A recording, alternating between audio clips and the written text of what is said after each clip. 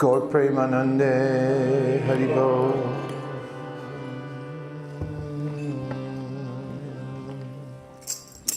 We're having a slight problem because there's so many nice things to read, and we feel like a kid in a candy shop.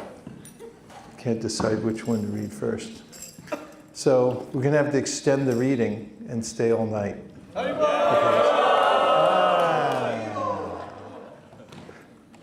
My kind of devotees.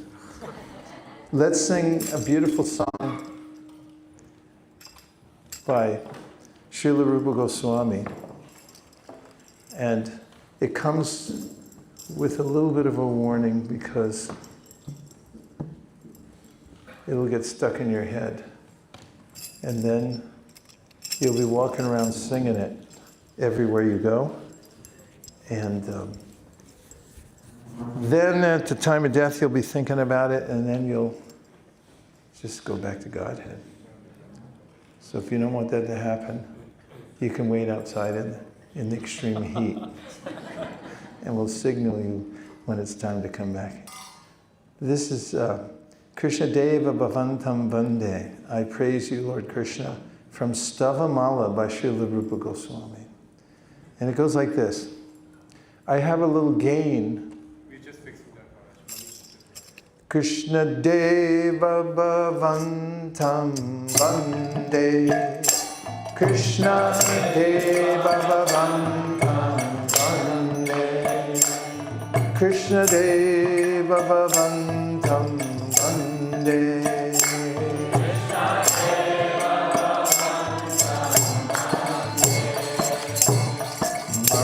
Manasa Madhukara Marpaya Manasa Nijapada Pankaja Makarande.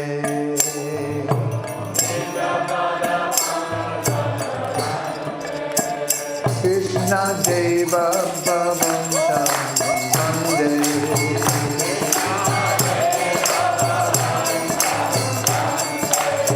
Krishna Deva Bhavantam Vande.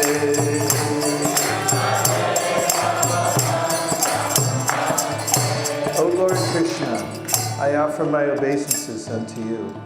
Please fix my bee-like mind in the nectar of your lotus feet.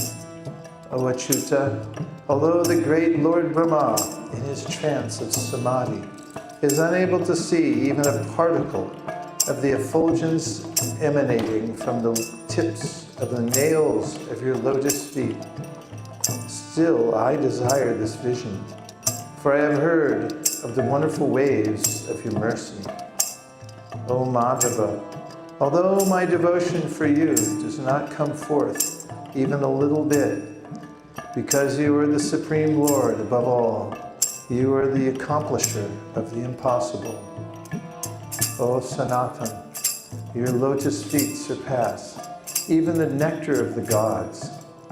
Finding in this lotus flower of your feet the essence of sweetness, which is endowed with truly wonderful mellows, I pray that today the bee of my mind may eternally reside there. Krishna Deva Bhavantam Vande.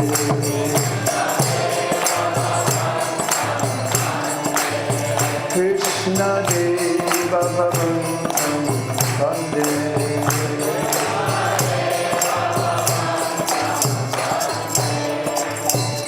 Yadapi samadhishu vidirapi pashyati.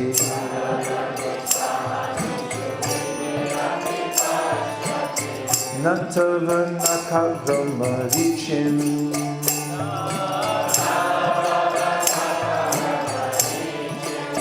Krishna Deva Bhavantam Vande.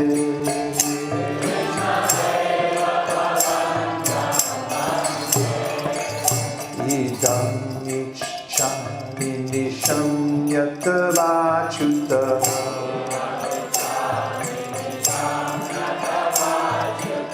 Tadapi krita bhuta vichim.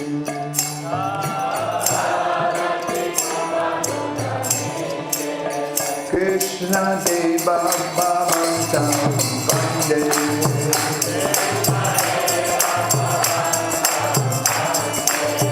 Krishna Deva Bhavantam Vande.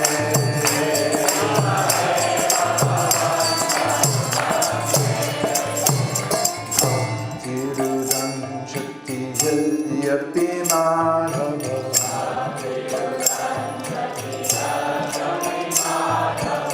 Natvai Mama Kila Matri.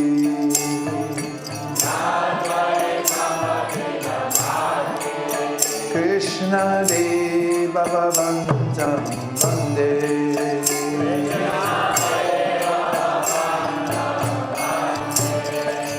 Parameshvara Tathada Pitavadika.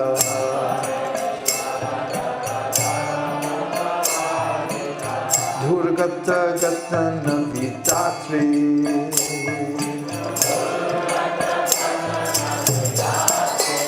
Krishna Deva Bhavantam Vande.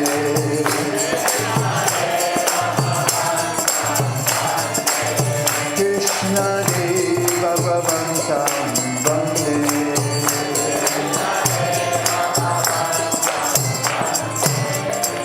Ayam Avilolaya Rajasanatana.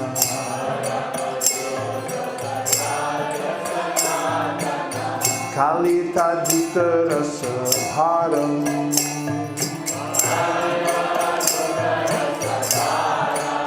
Krishna Deva Bhavantam Vande.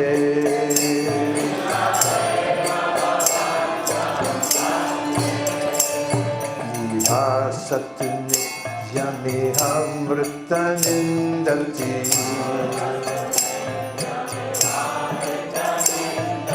Vindam Madhuri Masaram.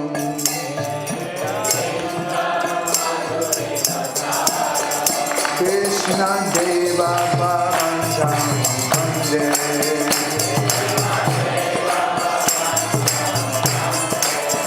Krishna Deva Bhavantam Vande.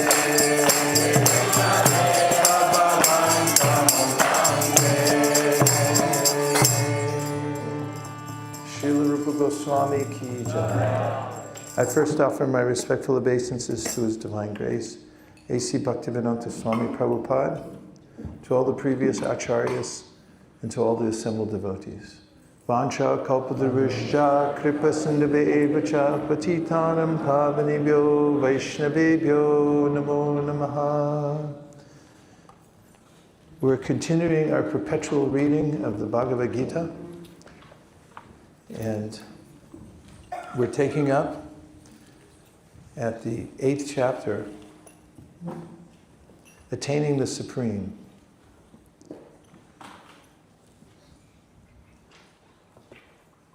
Arjuna Uvacha, Kim tad brahma kim adhyatmam, kim karma purushottama, adibhutam chikim prooktam, adidaivam kimuchate. Arjuna inquired, O my Lord, O Supreme Person, what is Brahman? What is the Self? What are fruitive activities? What is this material manifestation? And what are the demigods? Please explain this to me. Purport. In this chapter, Lord Krishna answers different questions from Arjuna, beginning with, what is Brahman? The Lord also explains karma, fruitive activities, devotional service, and yoga principles, and devotional service in its pure form.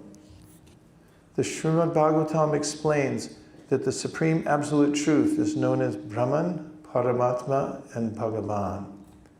In addition, the living entity, the individual soul, is also called Brahman.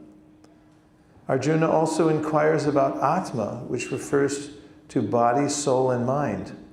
According to the Vedic dictionary, Atma refers to the mind, soul, body, and senses also. Arjuna has addressed the Supreme Lord as Purushottama, the Supreme Person, which means that he was putting these questions not simply to a friend, but to the Supreme Person, knowing him to be the supreme authority able to give definitive answers. Text 2. Adiyagya katam kotra dehesmin madhusudana prayanakale chakatam geyosi niyatatmabihi. Who is the Lord of sacrifice? And how does he live in the body, O Madhusudana? And how can those engaged in devotional service know you at the time of death? Purport. The Lord of sacrifice may refer to either Indra or Vishnu. Vishnu is the chief of the primal demigods, including Brahma and Shiva, and Indra is the chief of the administrative demigods. Both Indra and Vishnu are worshipped by yajna performances. But here Arjuna asked who is actually the Lord of yajna, sacrifice, and how the Lord is residing within the body of the living entity. Arjuna addresses the Lord as Madhusudana because Krishna once killed a demon named Madhu. Actually, these questions, which are of the nature of doubts, should not have arisen in the mind of Arjuna because Arjuna is a Krishna-conscious devotee. Therefore, these doubts are like demons. Since Krishna is so expert in killing demons, Arjuna here addresses him as Madhusudana, so that Krishna might kill the demonic doubts that arise in Arjuna's mind. Now the word prayanakale in this verse is very significant because whatever we do in life will be tested at the time of death. Arjuna is very anxious to know of those who are constantly engaged in Krishna consciousness. What should be their position at that final moment? At the time of death, all the bodily functions are disrupted and the mind is not in a proper condition. Thus disturbed by the bodily situation, one may not be able to remember the Supreme Lord. Maharaj Kulashekar, a great devotee, prays, "My dear Lord, just now I am quite healthy, and it is better that I die immediately so that the swan of my mind can seek entrance at the stem of your lotus feet." The metaphor is used because the swan, a bird of the water, takes pleasure in digging into the lotus flowers. Its sporting proclivity is to enter the lotus flower. Maharaj Kulashekar says to the Lord, "Now my mind is undisturbed and I am quite healthy. If I die immediately thinking of your lotus feet, then I am sure that my performance of your devotional service will become perfect. But if I have to wait for my natural death, then I do not know what will happen. Because at that time, the bodily functions will be disrupted. My throat will be choked up, and I do not know whether I shall be able to chant your name. Better let me die immediately." Arjuna questions how a person can fix his mind on Krishna's lotus feet at that time. Text number 3. Sri Bhagavan Uvacha Aksharam Brahma Paramam Sabhavo Dhyatmam Uchyate Bhuta Bhavod Bhavakaro Vasarga Karma Samjitaha. The Supreme Personality of Godhead said, the indestructible, transcendental living entity is called Brahman, and his eternal nature is called Adhyatma, the self.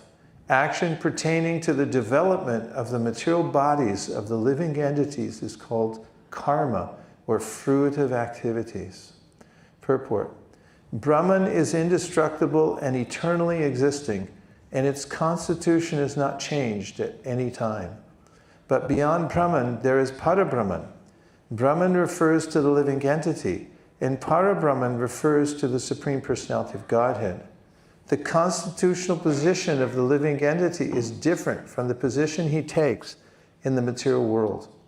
I'll say again. The constitutional position of the living entity is different from the position he takes in the material world. In material consciousness, his nature is to try to be the Lord of matter. But in spiritual consciousness, Krishna consciousness, his position is to serve the Supreme. When the living entity is in material consciousness, he has to take on various bodies in the material world. That is called karma, or varied creation by the force of material consciousness. I'll read again. When the living entity is in material consciousness, he has to take on various bodies in the material world. That is called karma, or varied creation by the force of material consciousness. In Vedic literature, the living entity is called Jivatma and Brahman, but he is never called Parabrahman. The living entity, Jivatma, takes different positions. Sometimes he merges into the dark material nature and identifies himself with matter, and sometimes he identifies himself with the superior spiritual nature. Therefore, he is called the Supreme Lord's marginal energy. According to his identification with material or spiritual nature, he receives a material or spiritual body. In material nature, he may take a body from any of the 8,400,000 species of life, but in spiritual nature, he has only one body. In material nature, he is manifested sometimes as a man, demigod, animal, beast, bird, etc., according to his karma. To attain material heavenly planets and enjoy their facilities, he sometimes performs sacrifices, yajna. But when his merit is exhausted, he returns to earth again in the form of a man. This process is called karma. The Chandogya Upanishad describes the Vedic sacrificial process. On the sacrificial altar, 5 kinds of offerings are made into 5 kinds of fire. The 5 kinds of fire are conceived of as the heavenly planets, clouds, the earth, man and woman, and the 5 kinds of sacrificial offerings are faith, the enjoyer on the moon, rain, grains, and semen. In the process of sacrifice, the living entity makes specific sacrifices to attain specific heavenly planets and consequently reaches them. When the merit of sacrifice is exhausted, the living entity descends to earth in the form of rain, then takes on the form of grains, and the grains are eaten by man and transformed into semen, which impregnates a woman, and thus the living entity once again attains the human form to perform sacrifice and so repeat the same cycle. In this way, the living entity perpetually comes and goes on the material path. The Krishna conscious person, however, avoids such sacrifices. He takes directly to Krishna consciousness and thereby prepares himself to return to Godhead. Impersonalist commentators on the Bhagavad Gita unreasonably assume that Brahman takes the form of Jiva in the material world. And to substantiate this, they refer to chapter 15, verse 7 of the Gita. But in this verse, the Lord also speaks of the living entity as an eternal fragment of myself. The fragment of God, the living entity, may fall down into the material world, but the Supreme Lord, Achyuta, never falls down. Therefore, this assumption that the Supreme Brahman assumes the form of Jiva is not acceptable. It is important to remember that in Vedic literature, Brahman, the living entity, is distinguished from Parabrahman, the Supreme Lord. Text 4. Adibhutam sharobhavaha purushas charidaivatam ariyagyo hamevatra dehe deha ratambara. O best of the embodied beings, the physical nature, which is constantly changing, is called Adibhuta, the material manifestation. The universal form of the Lord, which includes all demigods, all the demigods, like those of the sun and moon, is called Adidaiva. And I, the Supreme Lord, represented as the Supersoul in the heart of every embodied being, am called Adiyagya, the Lord of sacrifice. Purport. The physical nature is constantly changing. Material bodies generally pass through 6 stages. They are born, they grow, they remain for some time, for some duration rather. They produce some byproducts, they dwindle, and then they vanish. This physical nature is called Adibhuta. It is created at a certain point and will be annihilated at a certain point. The conception of the universal form of the Supreme Lord, which includes all the demigods and their different planets, is called Adidaivata. And present in the body along with the individual soul is the Supersoul, a plenary representation of Lord Krishna. The Supersoul is called Paramatma or Adiyagya and is situated in the heart. The word Eva is particularly important in the context of this verse because by this word the Lord stresses that the Paramatma is not different from him. The Supersoul, the Supreme Personality of Godhead, seated beside the individual soul, is the witness of the individual soul's activities and is the source of the soul's various types of consciousness. The Supersoul gives the individual soul an opportunity to act freely and witness his activities. The functions of all these different manifestations of the Supreme Lord automatically become clarified for the pure Krishna conscious devotee engaged in transcendental service to the Lord. The gigantic universal form of the Lord, called Adidaivata, is contemplated by the neophyte who cannot approach the Supreme Lord in his manifestation as Supersoul.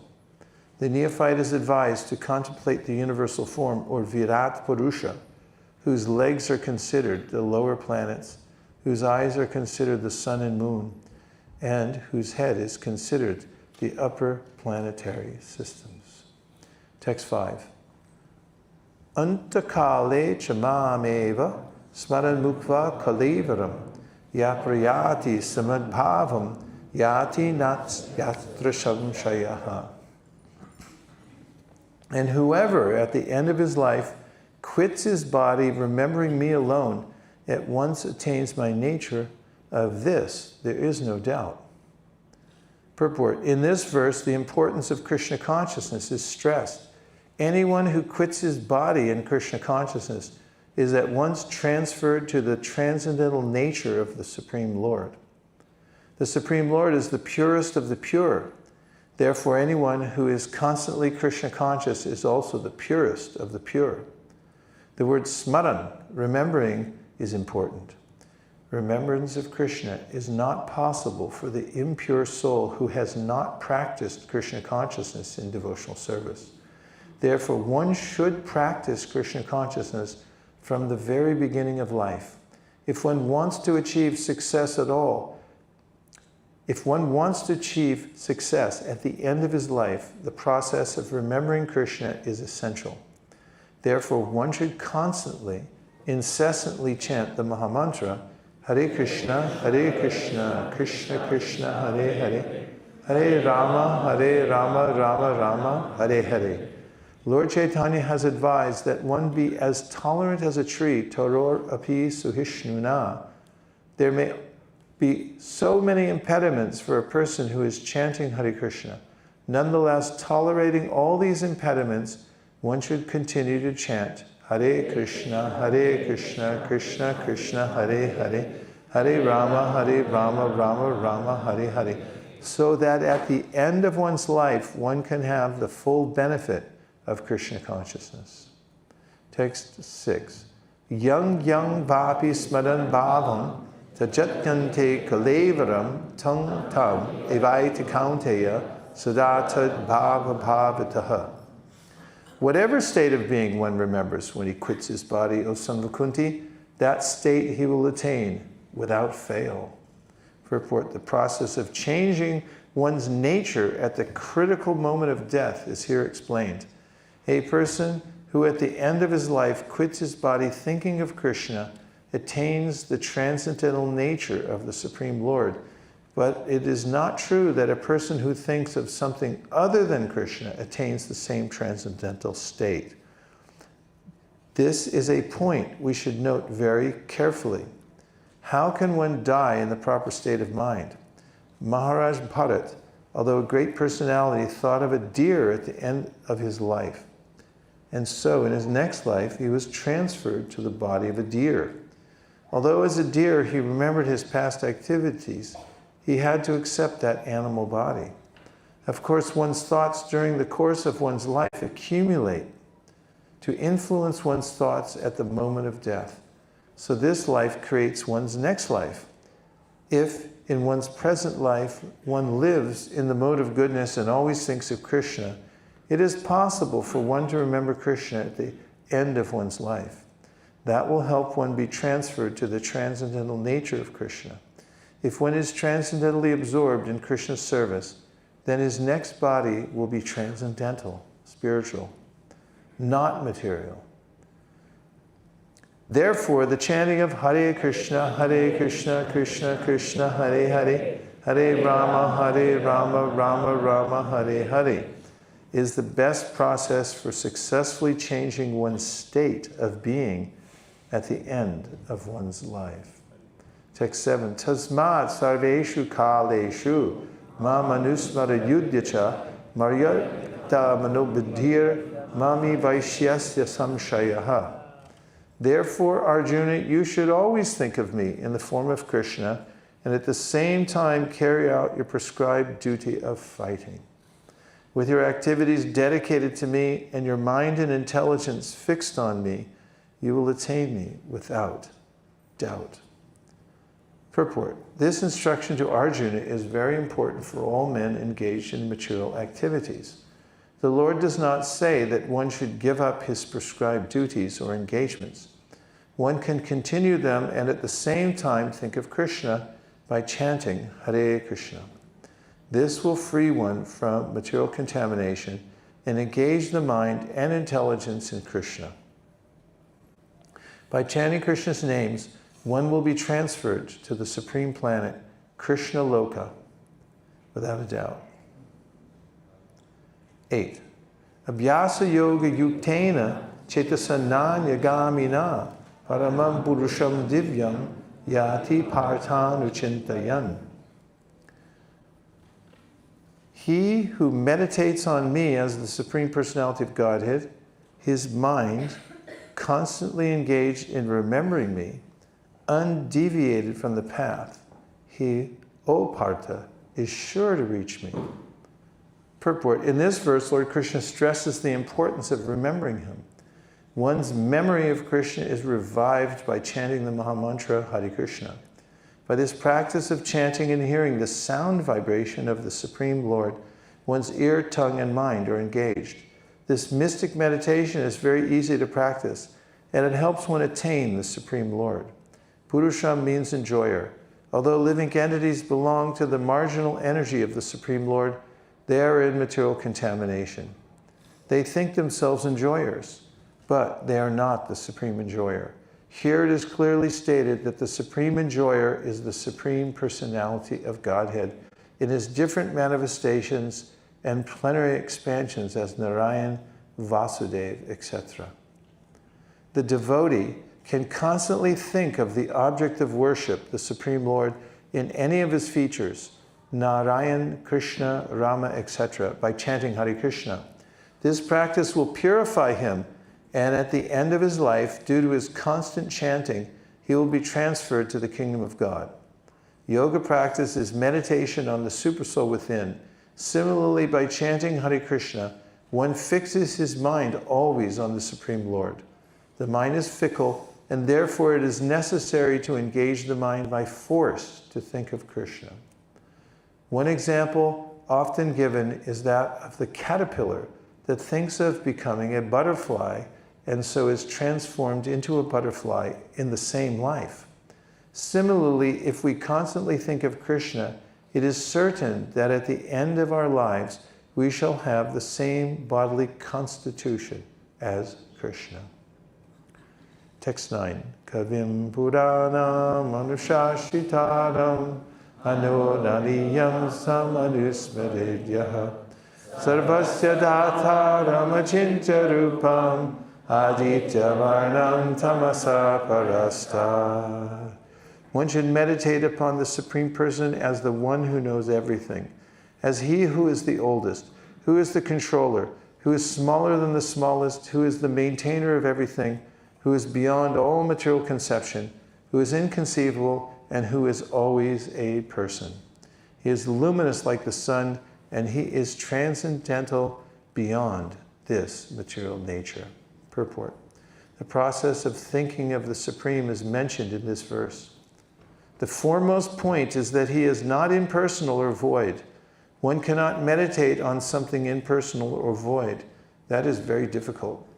The process of thinking of Krishna, however, is very easy and is factually stated herein. First of all, the Lord is Purusha, a person. We think of the person Rama and the person Krishna. And whether one thinks of Rama or of Krishna, what he is like is described in this verse of Bhagavad Gita. The Lord is Kavi, that is, he knows past, present, and future, and therefore knows everything.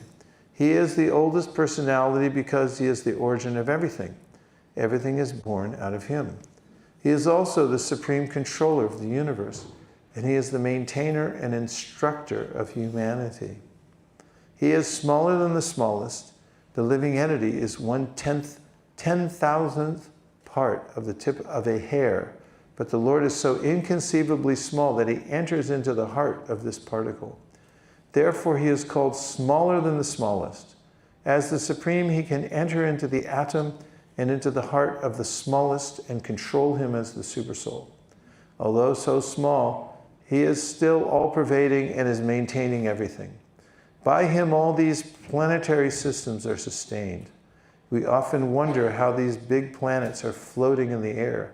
It is stated here that the Supreme Lord, by his inconceivable energy, is sustaining all these big planets and systems of galaxies. The word achintya, inconceivable, is very significant in this connection. God's energy is beyond our conception, beyond our thinking jurisdiction, and is therefore called inconceivable, achintya. Who can argue this point? He pervades this material world and yet is beyond it. We cannot comprehend even this material world, which is insignificant compared to the spiritual world. So how can we comprehend what is beyond? Achintya means that which is beyond this material world, that which our argument, logic, and philosophical speculation cannot touch, that which is inconceivable. Therefore, intelligent persons avoiding useless argument and speculation should accept what is stated in scriptures like the Vedas, Bhagavad Gita, and Srimad Bhagavatam, and follow the principles they set down. This will lead one to understanding. Text 10.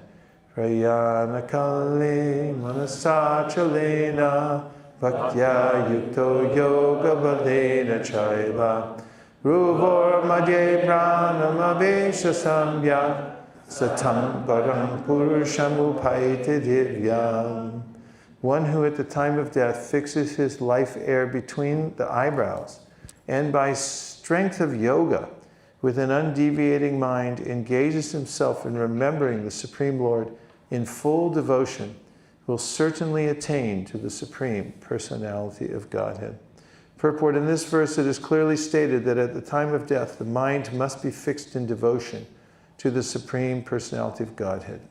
For those practiced in yoga, it is recommended that they raise the life force between the eyebrows to the Ajna Chakra. The practice of Shat Chakra Yoga, involving meditation on the 6 chakras, is suggested here. A pure devotee does not practice such yoga, but because he is always engaged in Krishna consciousness, at death he can remember the Supreme Personality of Godhead by his grace. This is explained in verse 14. The particular use of the word yoga balena is significant in this verse because without practice of yoga, whether Shat Chakra Yoga or Bhakti Yoga, one cannot come to this transcendental state of being at the time of death. One cannot suddenly remember the Supreme Lord at death. One must have practiced some yoga system, especially the system of Bhakti Yoga.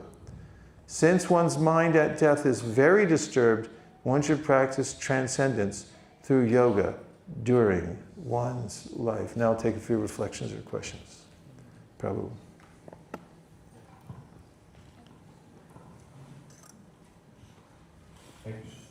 Because the topic of death is going on.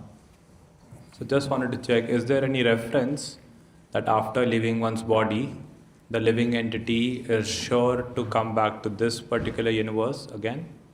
Why I'm asking this question, because many a time this point is made that we should practice Krishna consciousness with all urgency, because Kali Yuga is progressing very fast. Soon we will struggle to even gather the basic resources. So we should go back to, like this Monday Srila Prabhupada was speaking that in future there will be fruits without any pulp. There will be just the seed and the peel.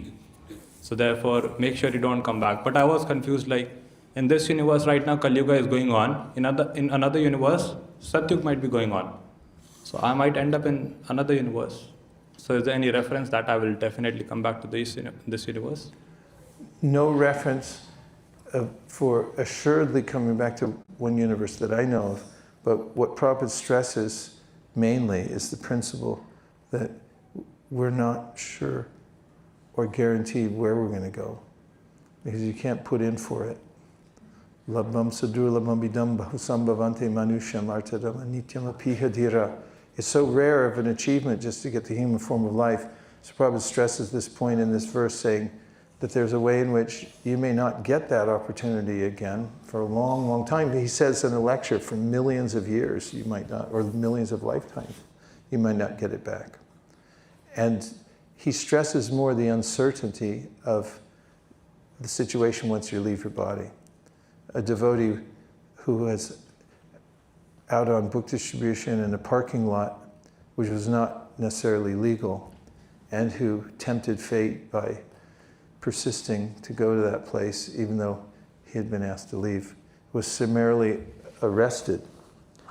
Don't worry, it won't happen to you. And he described the experience of being handcuffed and put into the back of a squad car, police car, as he had a sense of complete helplessness.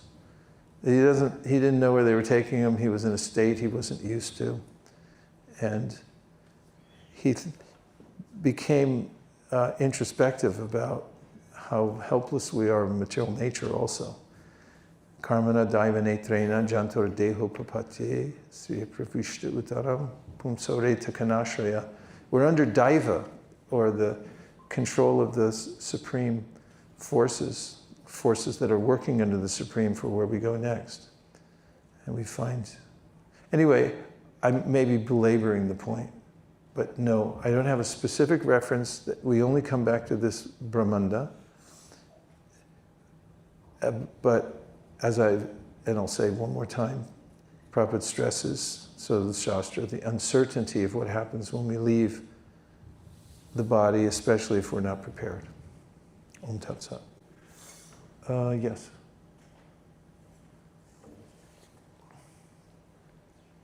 Everyone good? Yes. Scale of 1 to 10? 10. All right. Okay, go ahead. Hare Krishna. In the third verse, in the purport, Prabhupada writes that the living entity falls down in the form of rain and then becomes a seed, and then that seed is eaten, and then the living entity sort of transfers in the semen. But then is that a gross generalization? How are we supposed to understand that? Because it's not like all rain drops are falling and transferring into seeds. It's not like all seeds are getting fertilized. It's not like all the grains that are consumed are then going ahead and like forming embryos. So how are we supposed to understand that?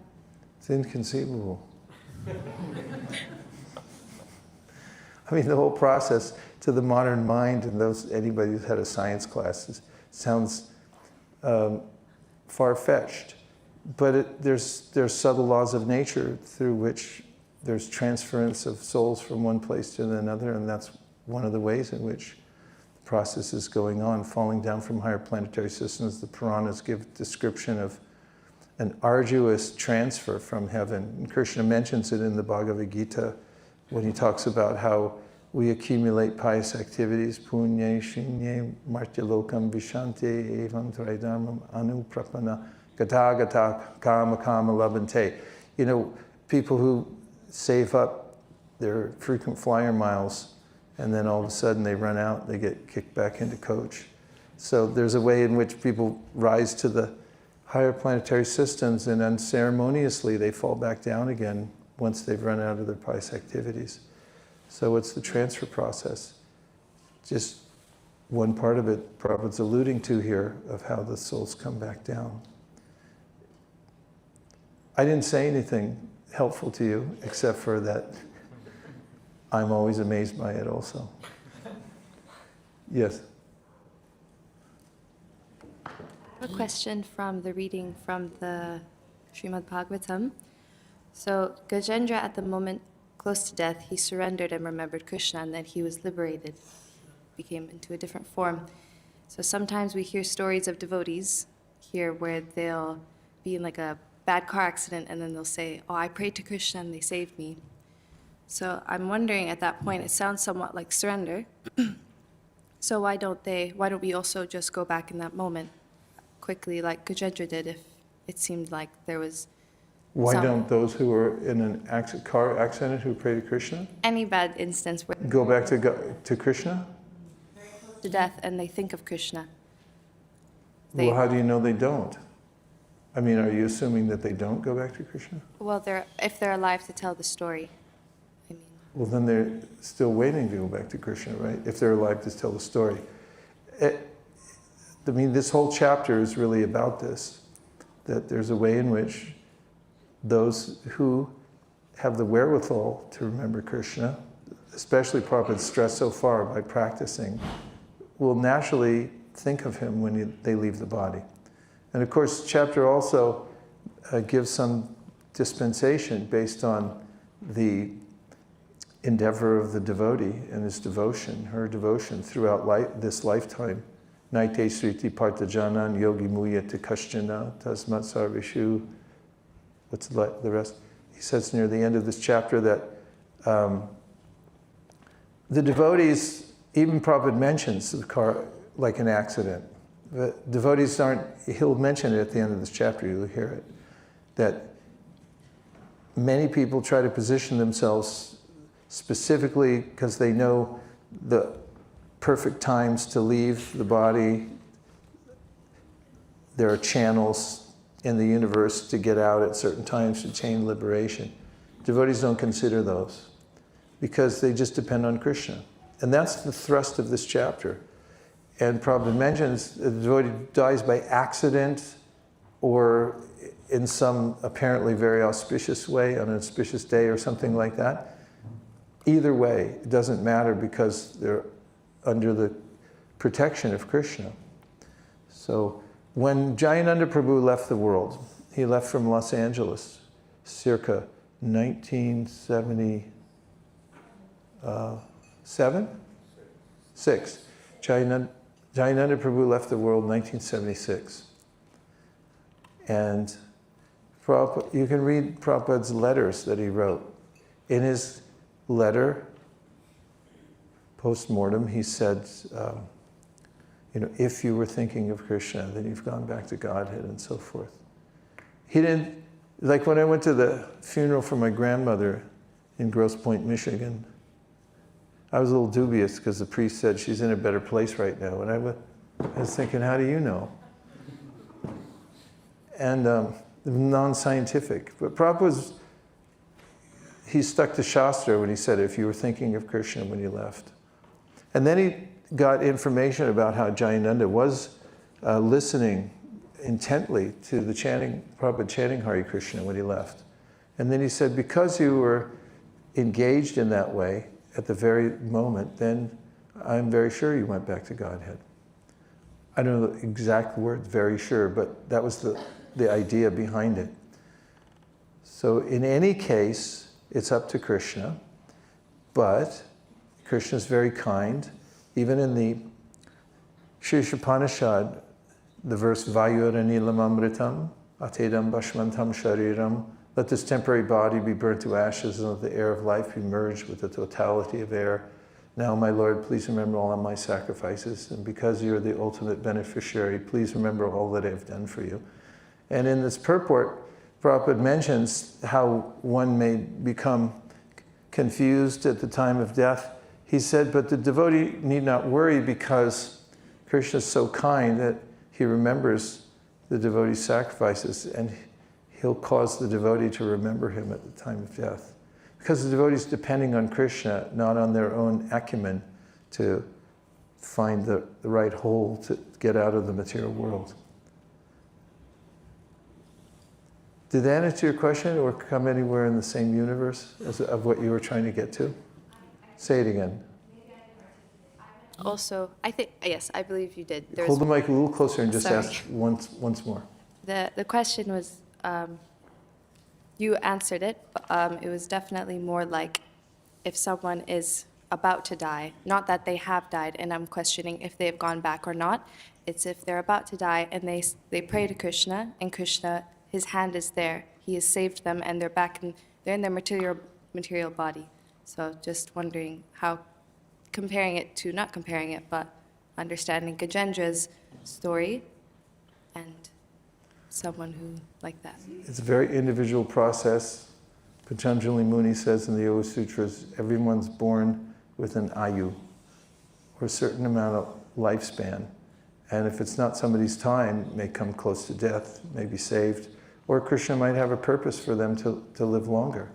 I mean, look at Ajamil. It was according to the laws of that as understood by the Yamadutas, not only was it his time to leave his body, but he was to be punished. And they came and they had the nooses ready to pull him out of his body. But then there was an intervention by the Vishnu Dutas. And one of the reasons was because, first of all, as we understood from hearing that whole section, he was sinless because he had chanted the holy name in a helpless state. And then he also had an opportunity then to rectify any last vestiges of attachment to the material world and get ready to go back to Godhead. So it's not stereotyped and it's not mechanical. Everyone's an individual and they go through a process according to their own relationship with Krishna and the way they've cultivated their consciousness. Thank you. Yes, Gaur Kishore Prabhu.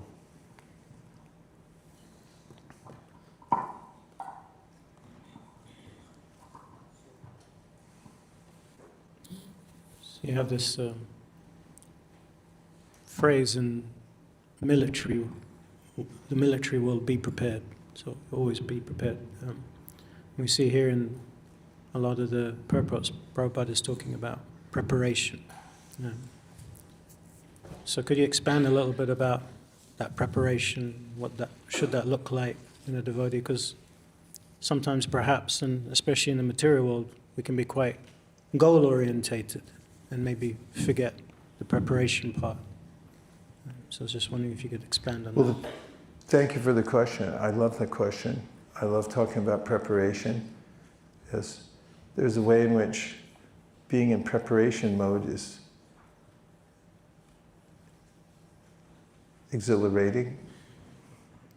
And in the verse we read, Prayana Kali Manasa Chalena Bhaktya Yukto Yoga Balena Chaiva, Krishna says you have to have some kind of yoga balena, some spiritual strength.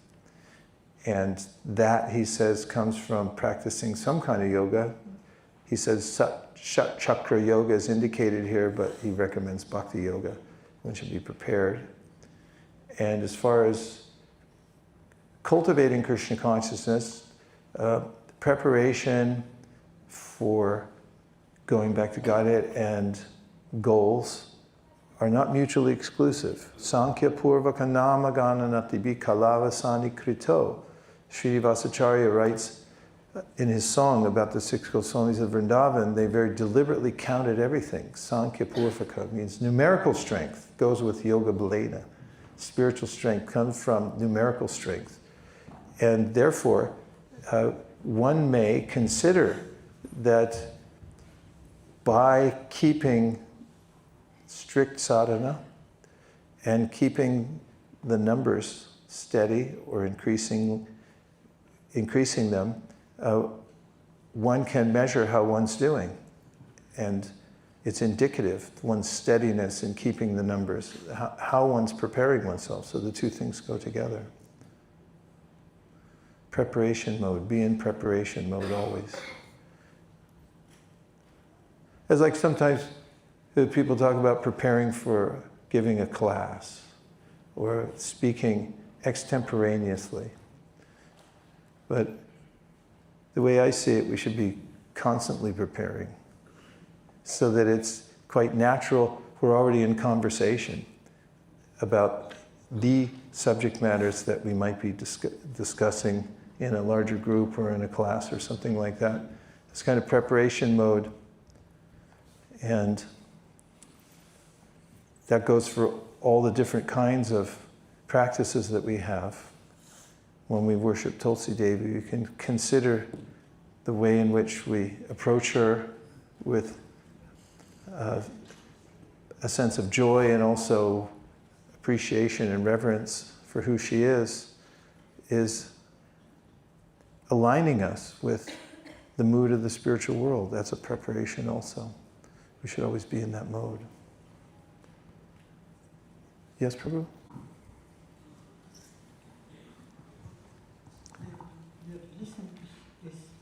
Birth coming up so many times. I've seen in a horizon, there's an example where a child is in a Sussex was born and she was shot by somebody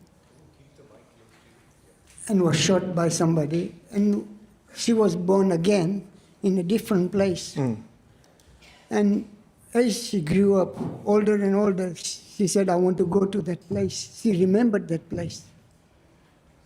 And she went there and she saw what she was doing at that time. All those things were happening. So birth does take place again and again, if it is not finished yet. So true. Yeah, empiric evidence. At University of Virginia, the man who had started the company, I forget which one it was, Kodak, that's out of business now. But he was a wealthy person. Before he died, he gave an endowment to the University of Virginia to study reincarnation. And so they've been doing that. And one of the phenomena they study, this probably you already know, so I'll be really brief, is children who in a certain window during their childhood, they remember their previous lives. So is that an accurate understanding or some phantom? And so what Prabhu's talking about, there's extensive follow-up in a scientific setting to verify these memories. And there are thousands of cases documented in several books they've written and a couple of generations of those who've headed that department showing this phenomena of children remembering precise details of their previous lives, so much so that it's verifiable. I think our Chaitanya Charan, is his name? Yes. Chaitanya Charan, a wise sage who speaks here, there, and everywhere around the universe. Huh? Spiritual science. Yeah, scientist. He speaks. He's spoken about this phenomena also. So, anything else? Yes.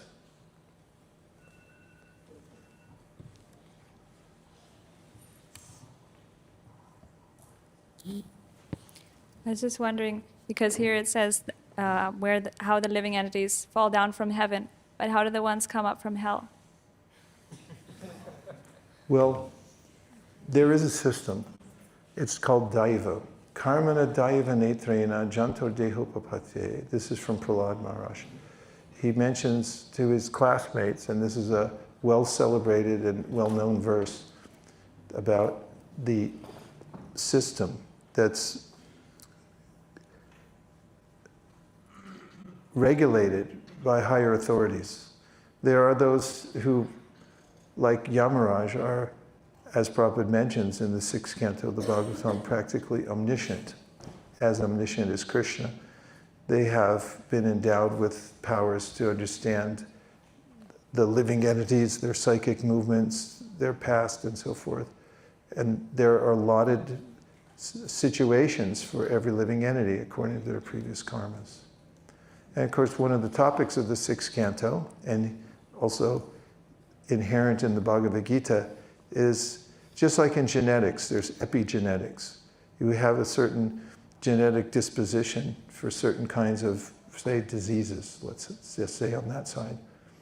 And there's a way in which it's been shown that if you amend your lifestyle, then those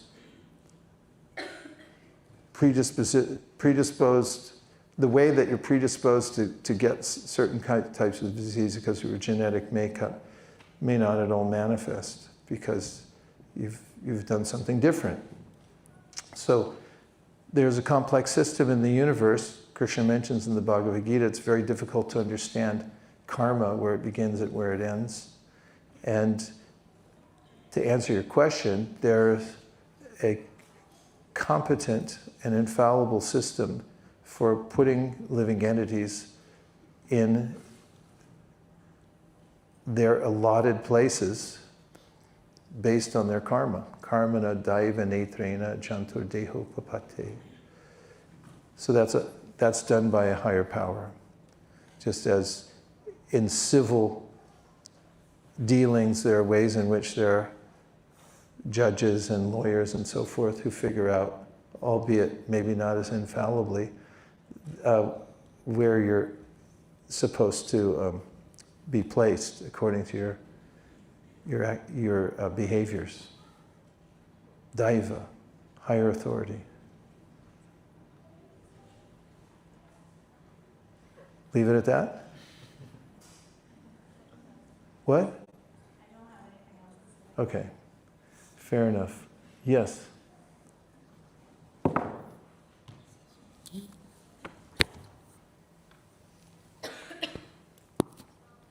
Hare Krishna Maharaj.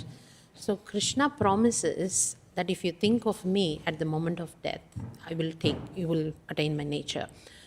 But he never promises that there will be circumstances where you will actually think of him.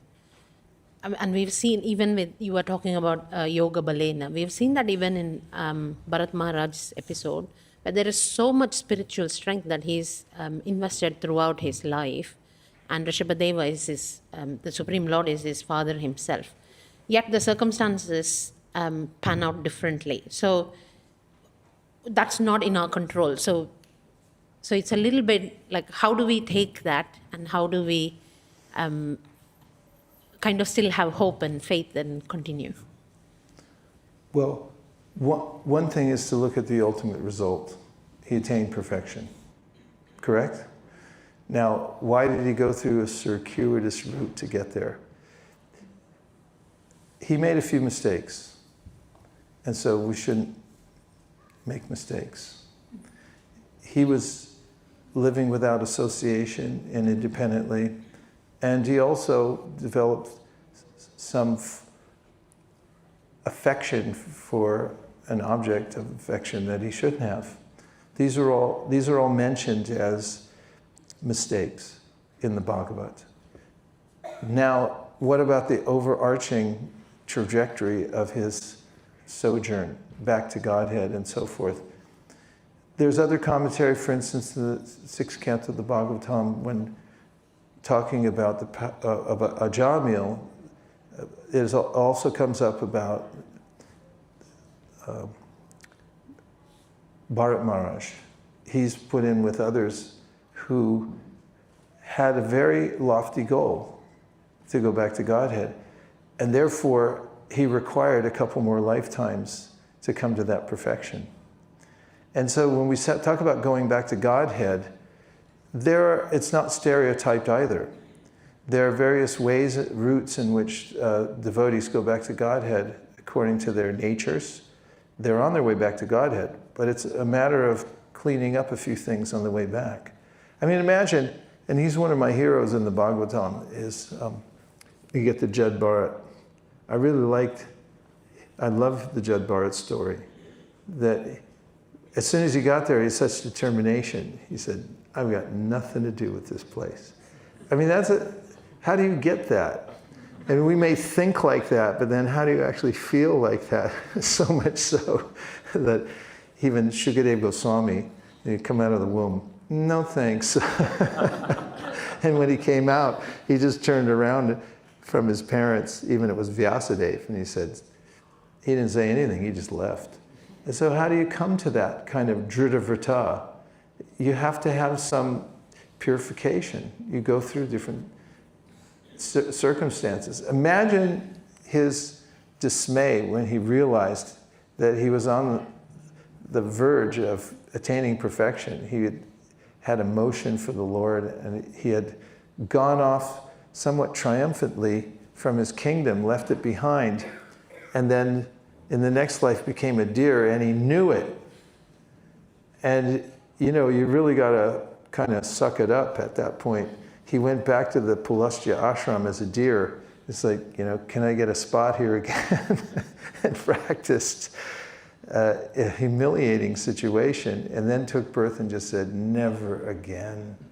And when we're able to come through various iterations of lifetimes so that we develop that, that's the Lord's mercy in bringing us back. And as Prabhupada mentions, you know, the route back to Godhead for most is that they take birth on a planet somewhere where Krishna's performing his pastimes.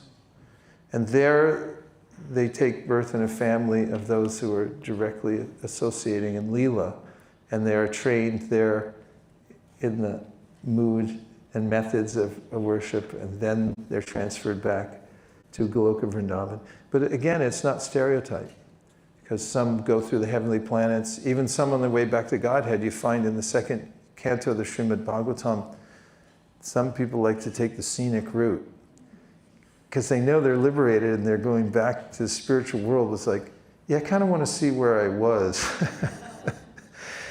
And others, Prabhupada says, they have no desire whatsoever. So it's individual, and it has to do with the relationship the devotee has with Krishna, their past, and so forth.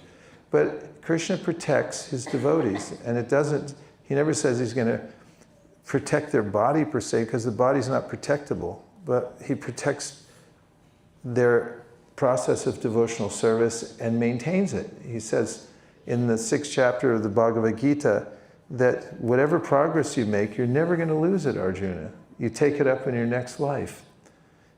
So Krishna is fully aware of what we've done, what progress we've made, and gives us the most ideal situation so that we can make progress from there in the next life. Thank you. And now we have one more question. Hare Krishna.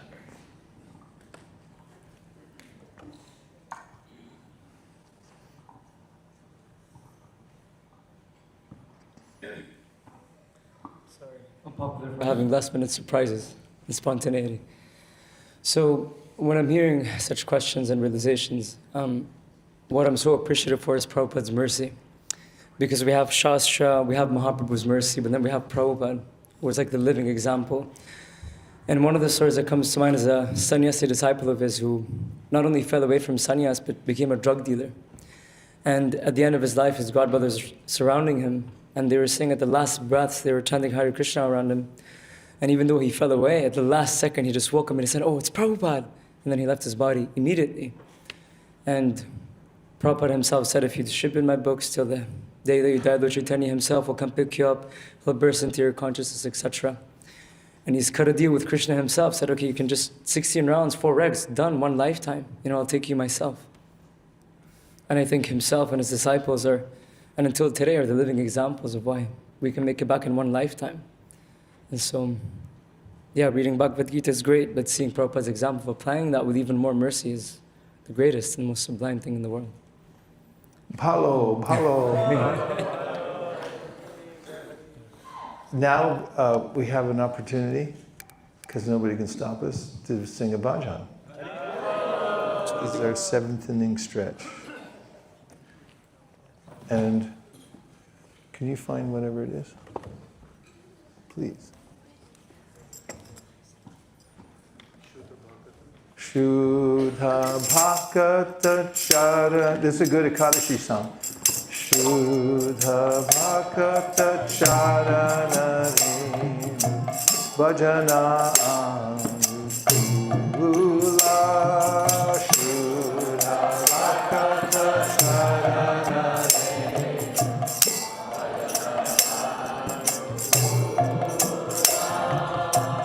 Shuddha Bhakata Charanari Bhajana Anukula. This is Bhaktivedanta Thakur appreciating all the methods of devotional service. the dust of the lotus feet of pure devotees. Enthusiastic devotional service and service to the pure devotees of the highest order are the roots of the creeper of devotion. The holy days like Ekadashi and Janmashtami are the mother of devotion for those devotees who respect them. Let the holy places of Krishna's pastimes be my places of worship, and bless me. May I always visit all the holy places associated with the Leela of Lord Chaitanya and his devotees. When I hear the sound of the Mridanga, in my heart I always desire to join in kirtan. And when I hear the bona fide songs describing Lord Chaitanya's pastimes, my heart dances in ecstasy. Whenever I see the transcendental Sri Vigrahas of Radha, Krishna, I am in bliss. For by taking their lordships prasad, we can conquer over the material elements. One day, while performing devotional practices, I saw my house transformed into Goloka Vrindavan. When I take the Charnamrita of the deity, I see the holy Ganges waters that come from the feet of Lord Vishnu, and my bliss knows no bounds. By seeing the Tulsi tree, my heart feels joy, and Lord Madhava is also satisfied. When I eat the prasad favored by Lord Chaitanya, it is a new life's experience. Lord Chaitanya was very fond of a green vegetable preparation called shak. And there is another song in this book that tells of the amazing effect of this type of prasad.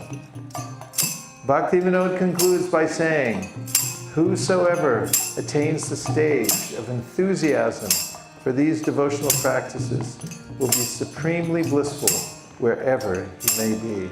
Shuddha bhakta charana reni bhajana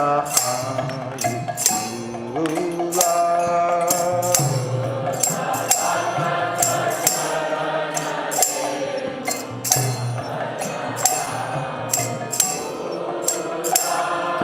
Bhagata seva paramasiri premalati karamula.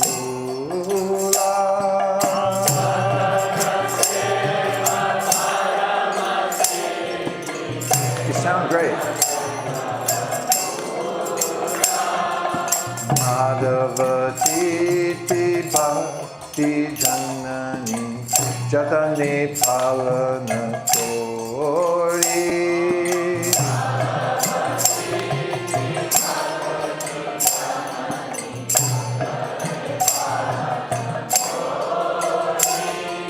Krishna vasati vasati boli paramadari pori.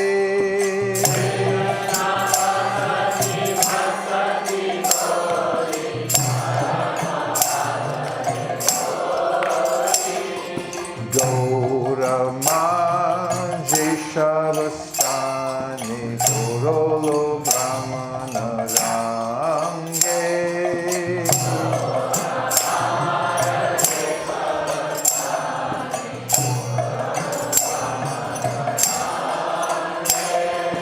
Sheshavastana Ereboani Kayani Bhakata Sange.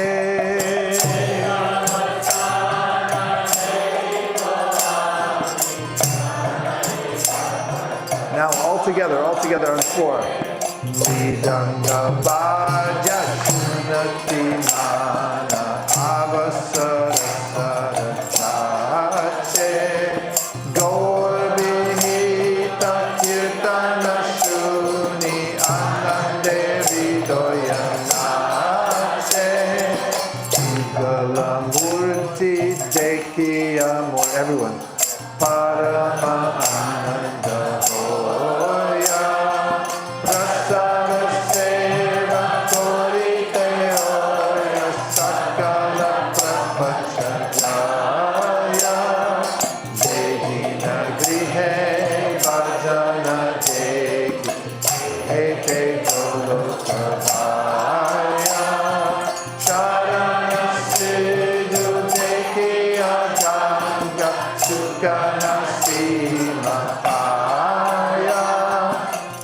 Vasudeki Juraya Kana Madhava Krishna Nitani Dora Priya Shachevane Divana Sakatama Thakur Bhaktivedanta Krishna Bhajans Anakula Payata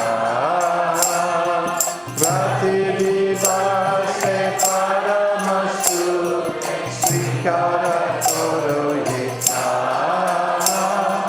Hare Krishna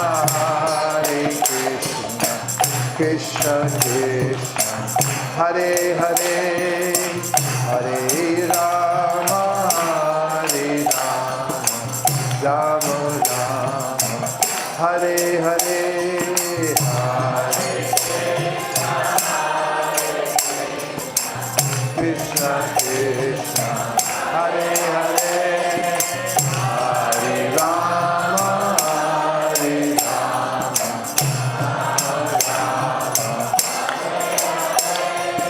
Hare Krishna Krishna Krishna Hare Hare Hare Rama Rama Rama Hare Hare Hare Krishna Krishna Hare Hare Hare Rama Rama Hare Hare.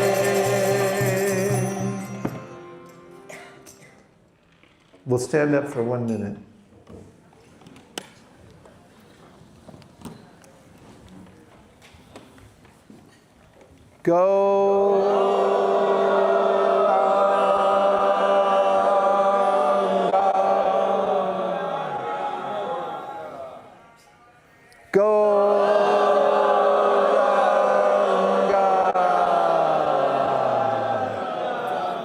Try to reach the ceiling. Go!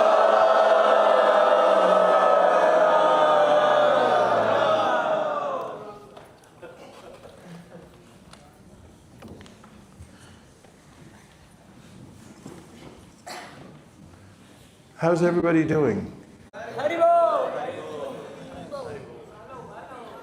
Hello, hello. Hello, hello. I'm happy to be here. It's nice to be together. And then we have opportunity to read Prabhupada's books, discuss, hear various thoughts about Krishna consciousness. Smaranta smarayantascha mito bhagwa haram harim bhaktya sanjayate bhaktya bhibhrat yut pulakam tanu. That's why you sit in the front row. And so it means by remembering Krishna, causing others. In fact, mito bhagwa haram harim means you come together for this purpose, to remember Krishna and cause other people to remember Krishna. Then huge stockpiles of horrible, sinful reactions are taken away. Krishna takes them away. He's Hari, Haram Harim. He's the person who takes them all away. And Bhaktya Sanjayate Bhaktya means that's how you move from one level of bhakti to the next, is by coming together like this, hearing, discussing, remembering. And it's quite natural.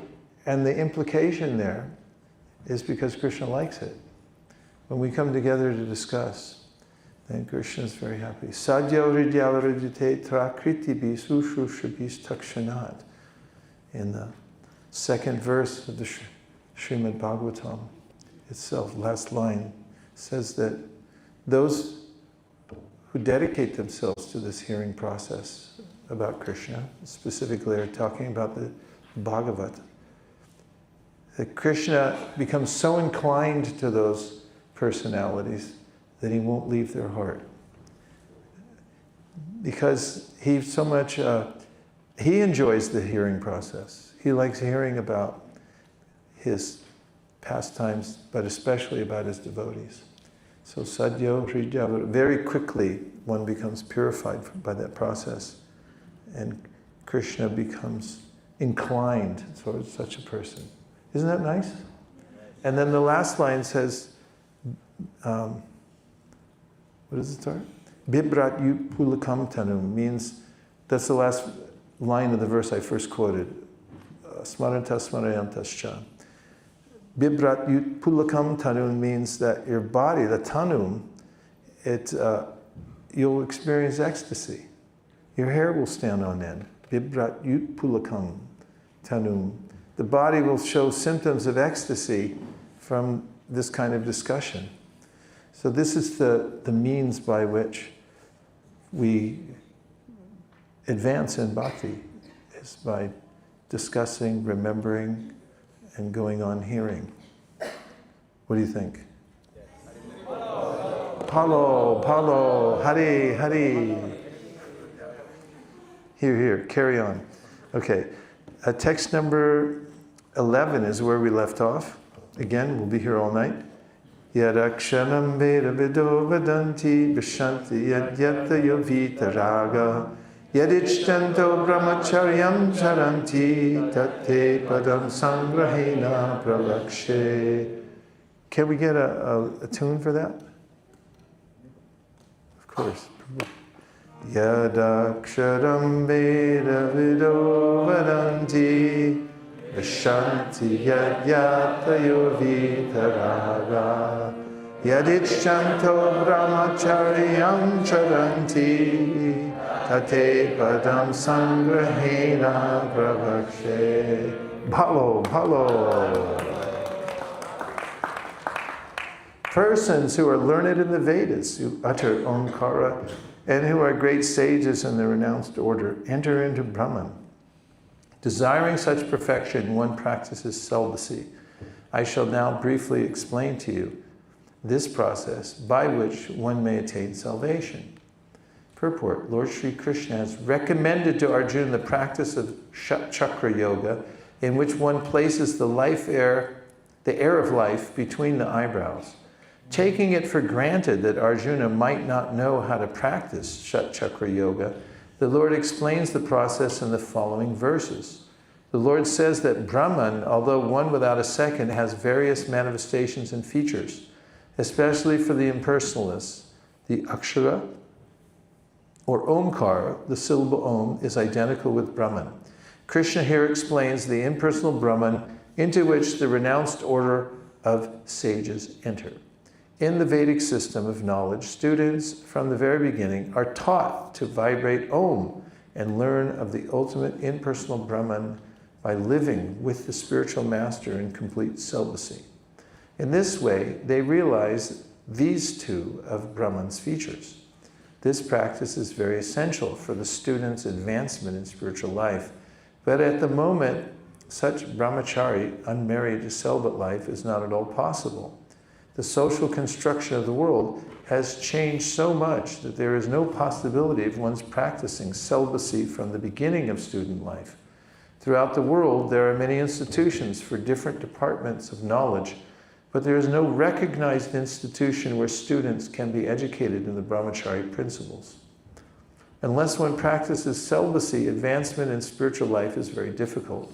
Therefore, Lord Chaitanya has announced, according to the scriptural injunctions for this age of Kali, that in this age no process of realizing the Supreme is possible except the chanting of the holy names of Lord Krishna.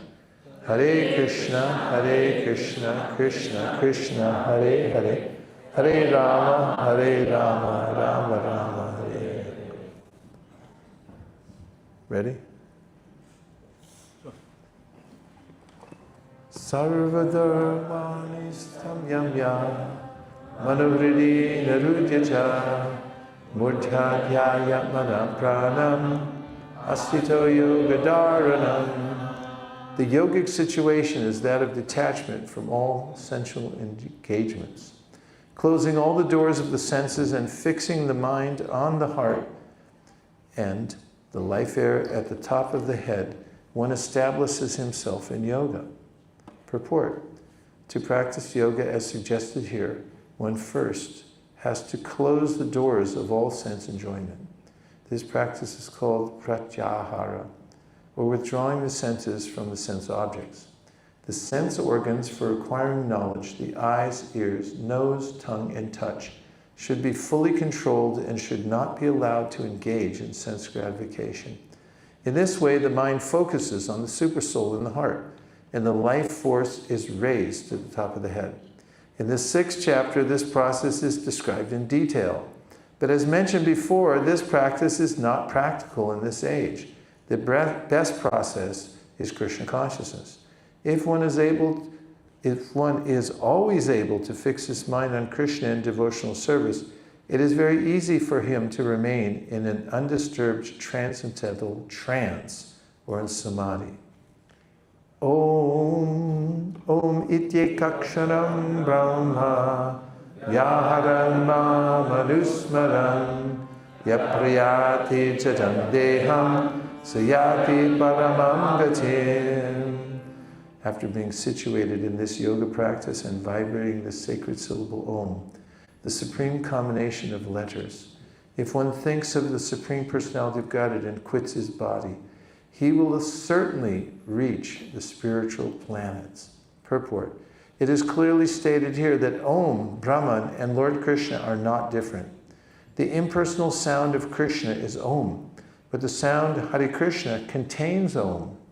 The chanting of the Hare Krishna mantra is clearly recommended for this age, so if one quits his body at the end of life chanting Hare Krishna, Krishna Krishna, Hare Hare, Hare Rama, Rama Rama, Hare Hare, he certainly reaches one of the spiritual planets according to the mode of his practice.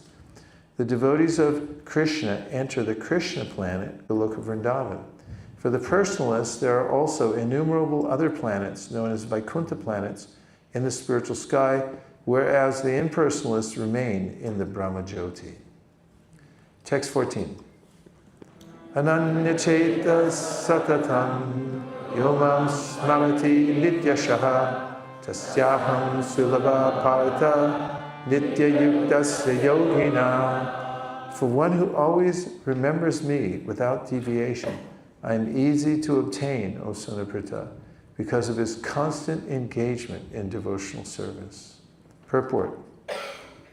This verse especially describes the final destination attained by the unalloyed devotees who serve the Supreme Personality of Godhead in Bhakti Yoga.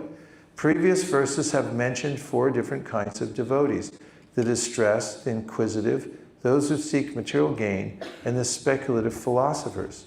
Different processes of liberation have also been described: karma yoga, jnana yoga, and hatha yoga. The principles of these yoga systems have some bhakti added, but this verse particularly mentions pure bhakti yoga without any mixture of jnana, karma, or hatha. As indicated by the word ananyacheta, in pure bhakti yoga, the devotee desires nothing but Krishna. A pure devotee does not desire promotion to heavenly planets, nor does he seek oneness with the Brahmajyoti, or salvation or liberation from material entanglement. A pure devotee does not desire anything. In the Chaitanya Charitamrita, the pure devotee is called Nishkam, which means he has no desire for self-interest. Perfect peace belongs to him alone, not to them who strive for personal gain. Whereas a jnana yogi, karma yogi, and hatha yogi has his own self-interests. A perfect devotee has no desire other than to please the Supreme Personality of Godhead. Therefore, the Lord says that for anyone who is unflinchingly devoted to him, he is easy to attain. A pure devotee always engages in devotional service to Krishna in one of his various personal features. Krishna has various plenary expansions and incarnations, such as Rama and Nrsimha. And a devotee can choose to fix his mind in loving service to any of these transcendental forms of the Supreme Lord. Such a devotee meets with none of the problems that plague the petitioners practitioners of other yogas. Bhakti yoga is very simple and pure and easy to perform. One can begin simply by chanting Hare Krishna.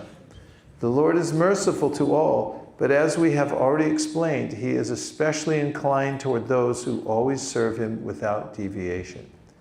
The Lord helps such devotees in various ways. As stated in the Vedas, Kakta Upanishad, Yam evaisha vrinute te nalabhyas tasyaisha atma vrinute tanum swam. One who is fully surrendered and engaged in the devotional service of the Supreme Lord can understand the Supreme Lord as he is.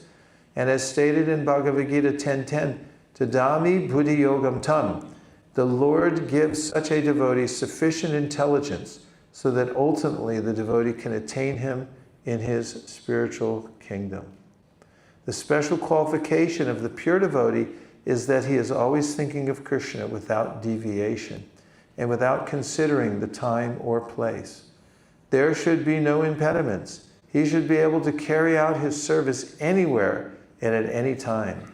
Some say that the devotee should remain in holy places like Vrindavan or some holy town where the Lord lived, but a pure devotee can live anywhere and create the atmosphere of Vrindavan by his devotional service. It was Sri Advaita who told Lord Chaitanya, "Wherever you are, O Lord, there is Vrindavan."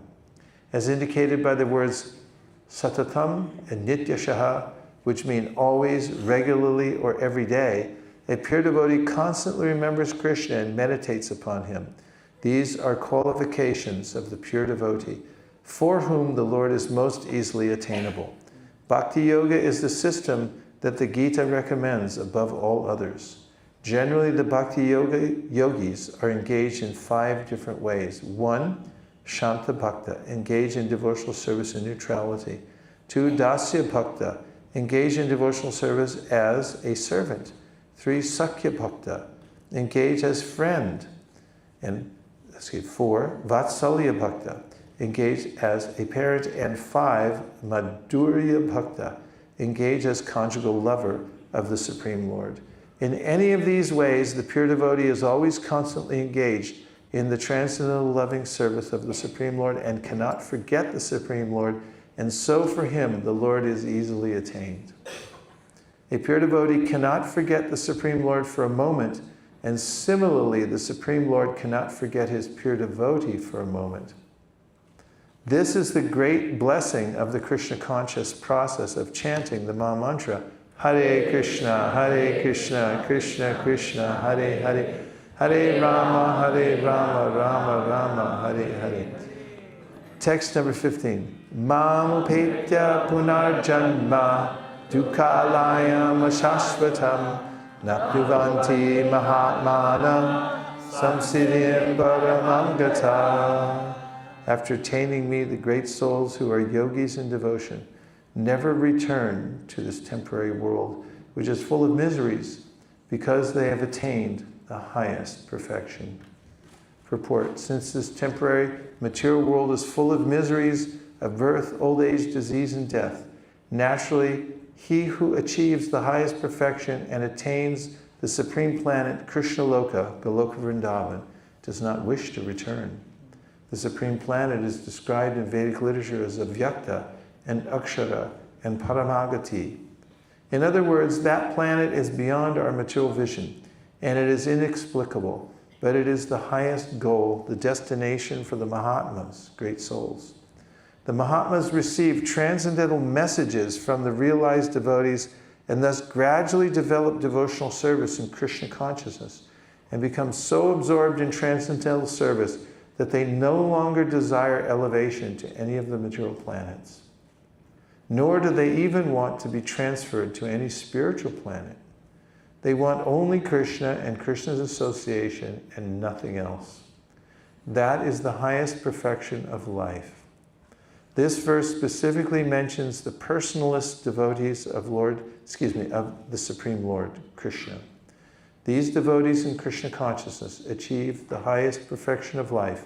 In other words, they are the supreme souls. 16. Abhrama bhuvana luka unak avartino jina Mahupetya Tukanteya Punarjanma Navidyate. From the highest planet in the material world down to the lowest, all are places of misery, wherein repeated birth and death take place. But one who attains to my abode, O son of Kunti, never takes birth again.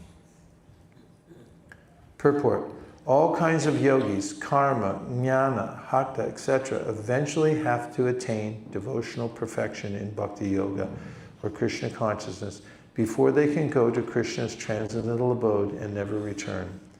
Those who attain the highest material planets, the planets of the demigods, are again subjected to repeated birth and death.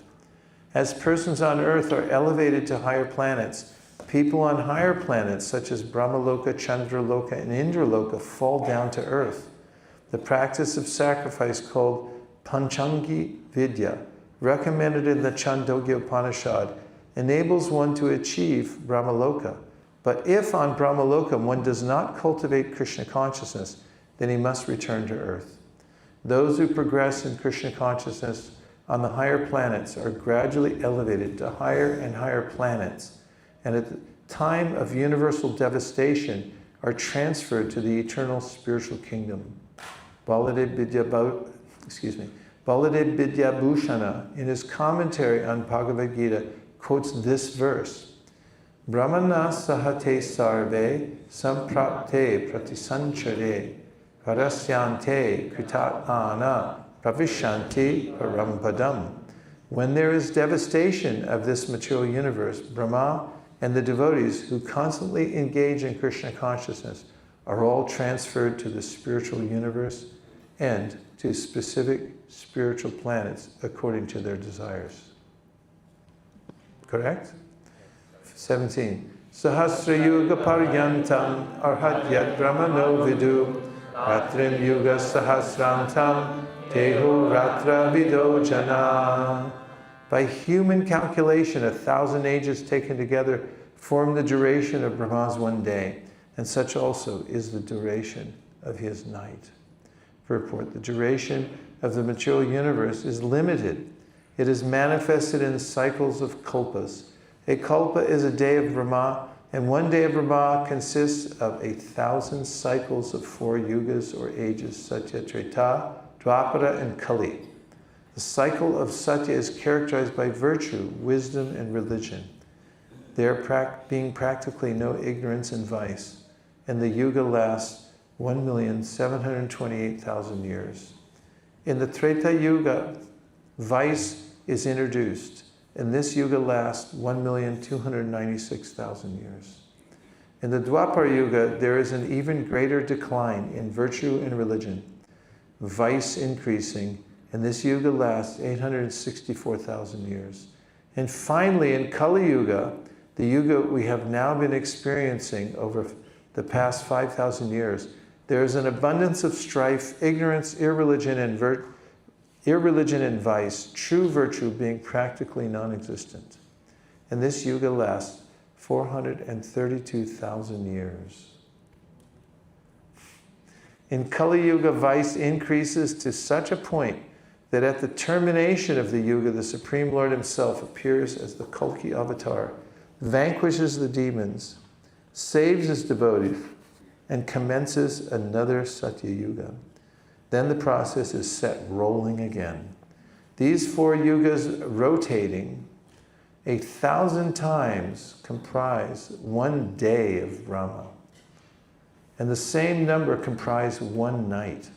Brahma lives 100 of such years and then dies. These 100 years, by earth calculations, total to 311 trillion and 40 billion earth years. By these calculations, the life of Brahma seems fantastic and interminable. But from the viewpoint of eternity, is that it is as brief as a lightning flash. In the causal ocean, there are innumerable Brahmas rising and disappearing like bubbles in the Atlantic. Brahma and his creation are all part of the material universe, and therefore they are in constant flux. In the material universe, not even Brahma is free from the process of birth, old age, disease, and death. Brahma, however, is directly engaged in the service of the Supreme Lord and the management of this universe. Therefore, he at once attains liberation. Elevated sannyasis are promoted to Brahma's particular planet, Brahmaloka, which is the highest planet in the material universe and which survives all the heavenly planets in the upper strata of the planetary system. But in due course, Brahma and all the inhabitants of Brahmaloka are subject to death according to the law of material nature.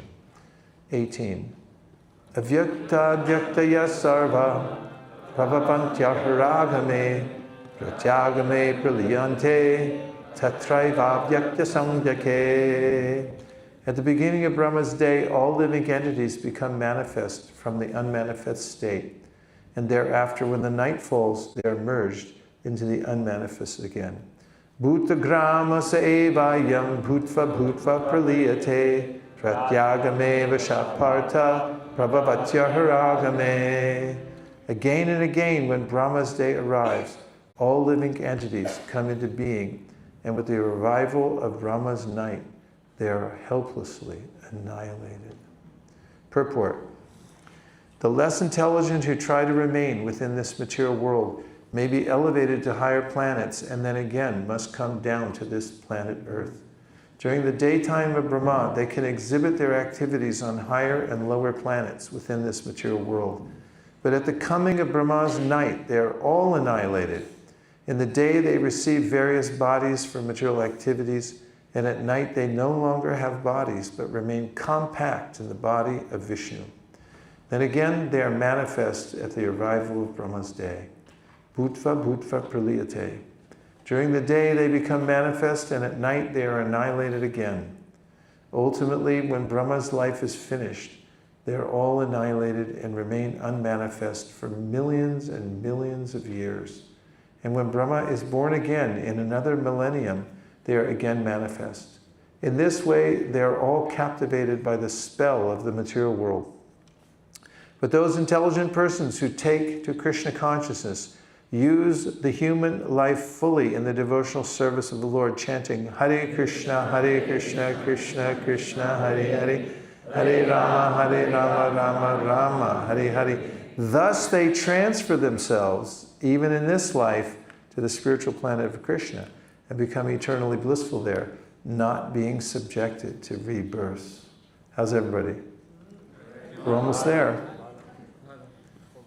Bhavo. 20.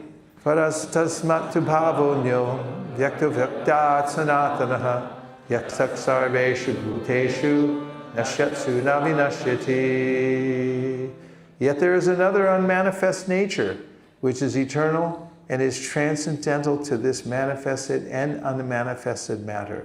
It is supreme and it is never annihilated. When all in this world is annihilated, that part remains as it is. Purport. Krishna's superior spiritual energy is transcendental and eternal. It is beyond all the changes of material nature, which is manifest and annihilated during the days and nights of Brahma. Krishna's superior energy is completely opposite in quality to material nature. Superior and inferior nature are explained in the 7th chapter. Avyakto shara ityuktas tamahu paramam gatim yam prapya nadivartante tadama paramam mama. That which the Vedantists describe as unmanifest and infallible, that which is known as the supreme destination, that place from which, having attained it, one never returns. That is my supreme abode. Purport. The supreme abode of the personality of Godhead Krishna is described in the Brahma Samhita as Chintamani Dhama, a place where all desires are fulfilled. The supreme abode of Lord Krishna, known as Goloka Vrindavan, is full of palaces made of touchstone. There are also trees called desire trees that supply any type of eatable upon demand. And there are cows, known as Surabhi cows, which supply a limitless supply of milk. In this abode, the Lord is served by hundreds of thousands of goddesses of fortune, Lakshmis, and he is called Govinda, the primal Lord and the cause of all causes. The Lord is accustomed to blow his flute, Venum Kvanandam. His transcendental form is the most attractive in all the worlds. His eyes are like lotus petals, and the color of his body is like the color of clouds. He is so attractive that his beauty excels that of thousands of cupids. He wears saffron cloth, a garland around his neck, and a peacock feather in his hair. In the Bhagavad Gita, Lord Krishna gives only a small hint of his personal abode, Goloka Vrindavan, which is the supermost planet in the spiritual kingdom. A vivid description is given in the Brahma Samhita. Vedic literatures, Katha state that there is nothing superior to the abode of the Supreme Godhead, and that abode is the ultimate destination. Purushana param kinchit sakashta saparagati. When one attains it, he never returns to the material world. Krishna's supreme abode and Krishna himself are non-different, being of the same quality. On this earth, Vrindavan, 90 miles southeast of Delhi, is a replica of that supreme Goloka Vrindavan located in the spiritual sky. When Krishna descended on this earth, he sported on that particular tract of land known as Vrindavan in the district of Mathura. Purushasa parapartha bhaktilabhyastvaranyaya yasyantastani bhutani yena sarvam idam tatam. The Supreme Personality of Godhead, who is greater than all, is attainable by unalloyed devotion. Although he is present in his abode, he is all-pervading, and everything is situated within him. It is here clearly stated that the supreme destination from which there is no return is the abode of Krishna, the Supreme Person. The Brahma Samhita describes this supreme abode as Ananda Chinmaya Rasa, a place where everything is full of spiritual bliss. All the variegatedness manifest there is of the quality of spiritual bliss. Nothing there is material. That variegatedness is expanded as the spiritual expansion of the Supreme Godhead himself, for the manifestation there is totally of the spiritual energy, as explained in chapter 7. As far as this material world is concerned, although the Lord is always in his supreme abode, he is nonetheless all-pervading by his material energy. So by his spiritual and material energies, he is present everywhere, both in the material and in the spiritual universes. Yasyantastani means that everything is situated within him, within either his spiritual or material energy. The Lord is all-pervading by these two energies. To enter Krishna's supreme abode or the innumerable Vaikuntha planets is possible only by bhakti, devotional service, as clearly indicated here by the word bhaktya. No other process can help one attain that supreme abode. The Vedas, Gopal Tapani Upanishad, also describe the supreme abode and the supreme personality of Godhead. Eko Vashi Sarvaga Krishna.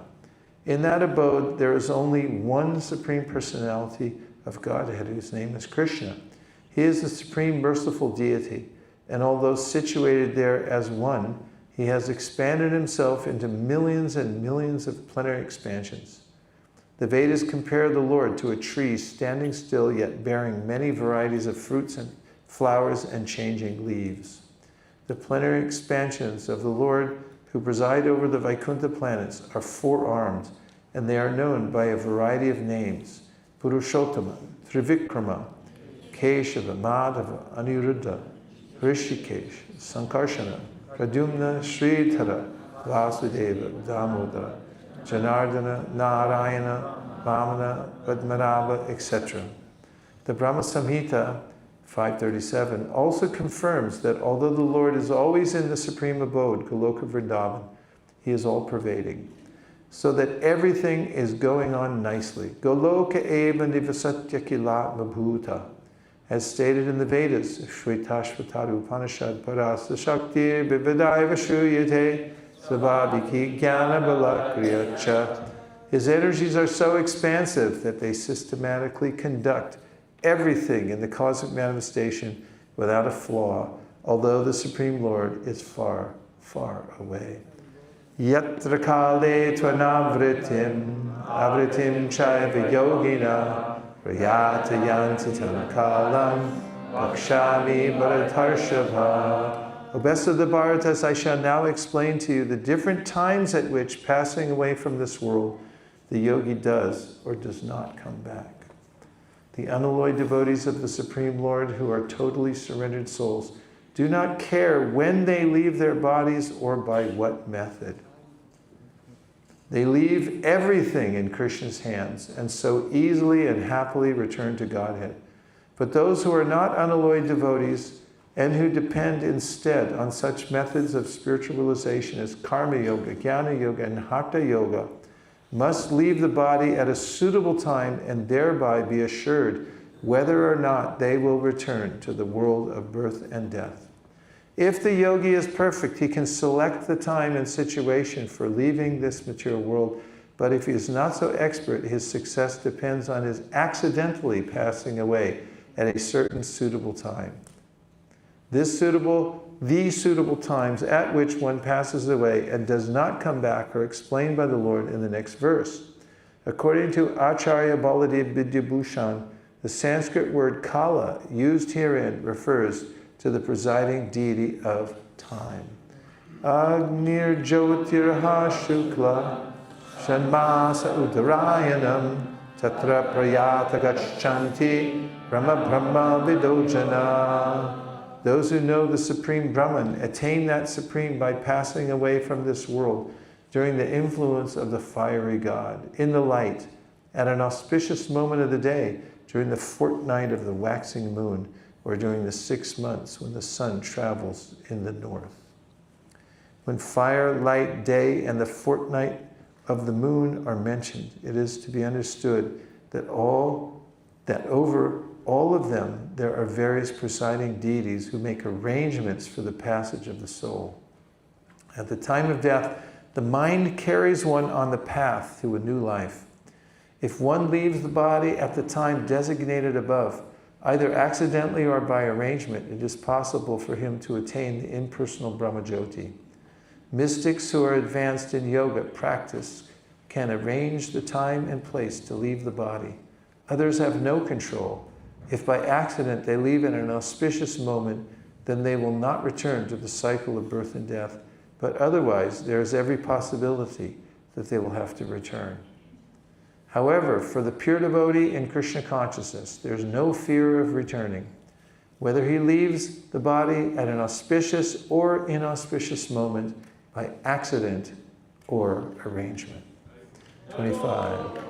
Dumo ratris tata Krishna shanmasa dakshanayanam tatra chandramasam jyotir yogi prapya nivartate. The mystic who passes away from this world during the smoke, the night, the fortnight of the waning moon, or the 6 months when the sun passes to the south, reaches the moon planet, but again comes back. Purport. In the 3rd canto of Srimad Bhagavatam, Kapila Muni mentions that those who are expert in fruitive activities and sacrificial methods on earth attain to the moon at death. These elevated souls live on the moon for about 10,000 years by demigod calculations, and enjoy life by drinking soma ras. They eventually return to earth. This means that on the moon there are higher classes of living beings, though they may not be perceived by the gross senses. 26. Shukla Krishna gati hyete jakata shashvate mate ekayat yatyana vratin anyaya vartate punaha. According to Vedic opinion, there are 2 ways of passing from this world, one in light and one in darkness. When one passes in light, he does not come back, but when one passes in darkness, he returns. The same description of departure and return is quoted by Acharya Baladev Vidyabhushan from the Chandogya Upanishad. Those who are fruitive laborers and philosophical speculators from time immemorial are constantly going and coming.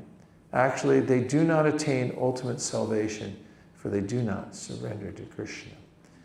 Naite sriti partha janan yogi muchati kashchana tasmat sarveshu kaleshu yoga yukto bhavarjuna. Although the devotees know these 2 paths, O Arjuna, they are never bewildered. Therefore, be always fixed in devotion.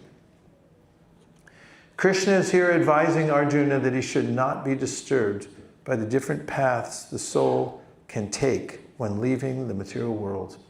A devotee of the Supreme Lord should not worry whether he will depart by arrangement or by accident. The devotee should be firmly established in Krishna consciousness and chant Hare Krishna. He should know that concern over either of these two paths is troublesome.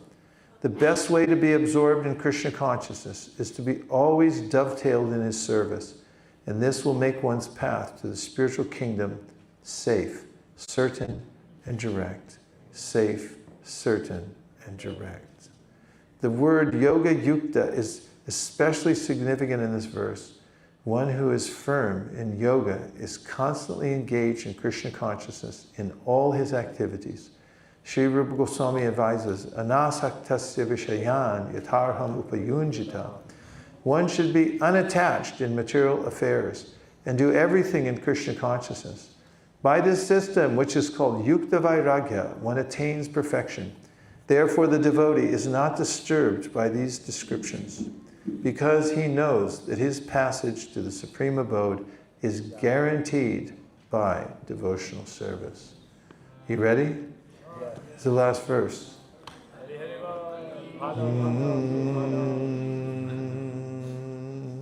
Vedeshu yajneshu tapasu chaiva naneshu yat punya padam prachishtam atyeti tat sarvamidam bhajitva yogi param sthanam upaiti chadyam yogi param sthanam upaiti chadyam yogi param sthanam upaiti chadyam. A person who accepts the path of devotional service is not bereft of the results derived from studying the Vedas, performing sacrifices, undergoing austerities, giving charity, or pursuing philosophical and fruitive activities. Simply by performing devotional service, he attains all these, and at the end, he reaches the supreme eternal abode. Purport. This verse is the summation of the 7th and 8th chapters, which particularly deal with Krishna consciousness and devotional service. One has to study the Vedas under the guidance of the spiritual master and undergo many austerities and penances while living under his care. A brahmachari has to live in the home of the spiritual master just like a servant, and he must beg alms from door to door and bring them to the spiritual master. He takes food only under the master's order, and if the master neglects to call the student for food that day, the student fasts. These are some of the Vedic principles for observing brahmacharya. After the student studies the Vedas under the master for some time, at least from the age of 5 to 20, he becomes a man of perfect character. Study of the Vedas is not meant for the recreation of armchair speculators, but for the formation of character. After this training, the brahmachari is allowed to enter into household life and marry. When he is a householder, he has to perform many sacrifices so that he may achieve further enlightenment. He must also give charity according to the country, time, and candidate, discriminating among charity in goodness, in passion, and in ignorance, as described in Bhagavad Gita. Then, after retiring from household life, upon accepting the order of Vanaprastha, he undergoes severe penances, living in forests, dressing with tree bark, not shaving, etc. By carrying out the orders of brahmacharya, household life, vanaprastha, and finally sannyas, one becomes elevated to the perfectional stage of life. Some are then elevated to the heavenly kingdoms, and when they become even more advanced, they are liberated in the spiritual sky, either in the impersonal Brahmajyoti or in the Vaikuntha planets or Krishna Loka.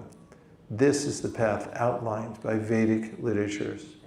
The beauty of Krishna consciousness, however, is that by one stroke, by engaging in devotional service, one can surpass all the rituals of the different orders of life. The words idam viditva indicate that one should understand the instructions given by Krishna in this chapter and the 7th chapter of Bhagavad Gita. One should try to understand these chapters not by scholarship or mental speculation, but by hearing them in association with devotees. Chapter 7 through 12 are the essence of Bhagavad Gita. The first 6 and the last 6 chapters are like coverings for the middle 6 chapters, which are especially protected by the Lord. If one is fortunate enough to understand Bhagavad Gita, especially these middle 6 chapters in the association of devotees, then his life at once becomes glorified beyond all penances, sacrifices, charities, speculations, etc. For one can achieve all the results of these activities simply by Krishna consciousness. One who has a little faith in Bhagavad Gita should learn Bhagavad Gita from a devotee, because in the beginning of the 4th chapter it is stated clearly that Bhagavad Gita can be understood only by devotees. No one else can perfectly understand the purpose of Bhagavad Gita. One should therefore learn Bhagavad Gita from a devotee of Krishna, not from mental speculators. This is a sign of faith. When one searches for a devotee and fortunately gets a devotee's association, one actually begins to study and understand Bhagavad Gita. By advancement in the association of the devotee, one is placed in devotional service. And this service dispels all one's misgivings about Krishna or God and Krishna's activities, form, pastimes, name, and other features. After these misgivings have been perfectly cleared away, one becomes fixed in one's study.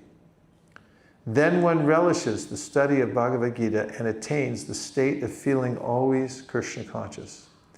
In the advanced stage, one falls completely in love with Krishna.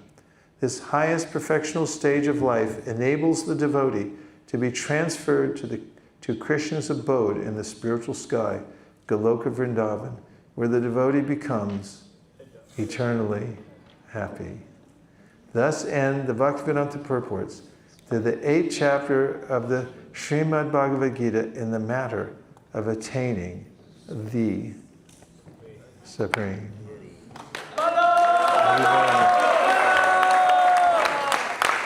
Bravo! Bravo! Bravo! Hari Hari! Hari Hari! Such a nice. It's really funny because while I was reading that last chapter, this tune kept coming into my head, and I can't get it out. Can you hear it from there?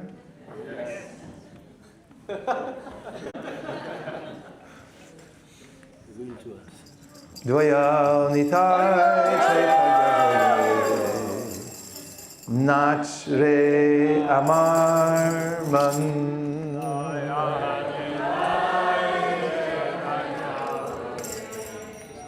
nach re amar man nach re amar man nach re amar man nach re amar man Nachare amar man. Hey!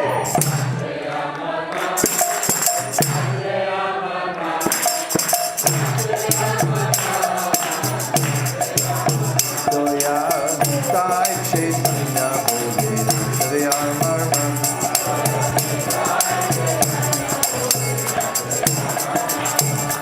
Nachare amar man. Nachare amar man. Nachare amar man. Nachare amar man. Hey!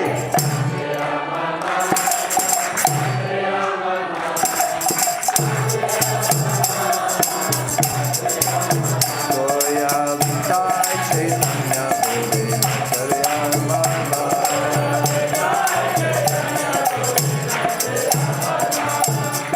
Goya Tonai hai.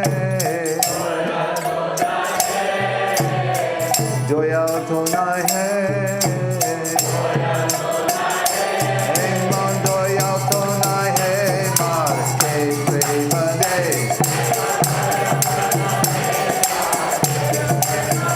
Mon joya tonai hai, mar ke prema de.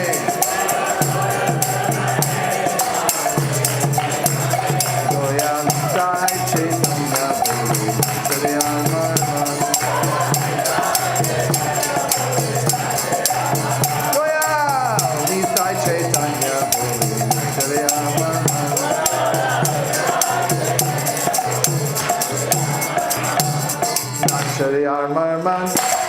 Nacharyamarman, Nacharyamarman, Nacharyamarman.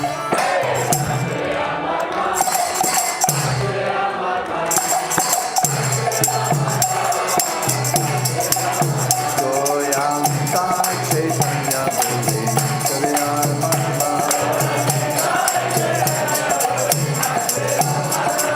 Ore aparada dure jabe pave premadhan.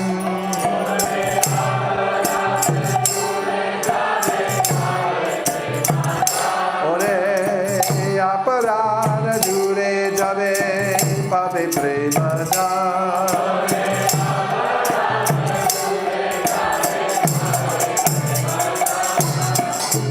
Sharato nai hai,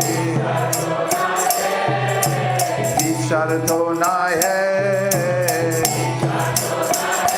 oh name aparad, Sharato nai hai,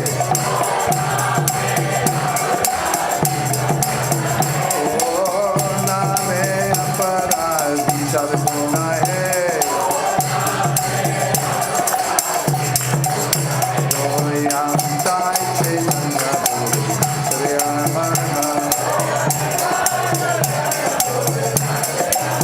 Goyam Nisai Chaitanya Bhuli, Nacharyamarman.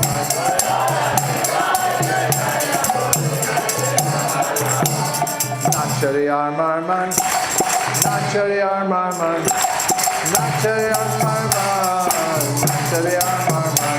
Hey!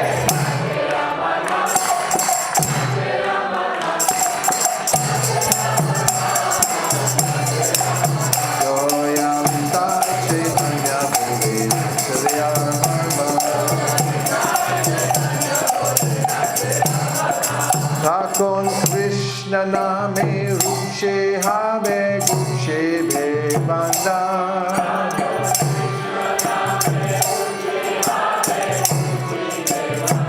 Takon Krishna name ruchi habe guche bhebanda.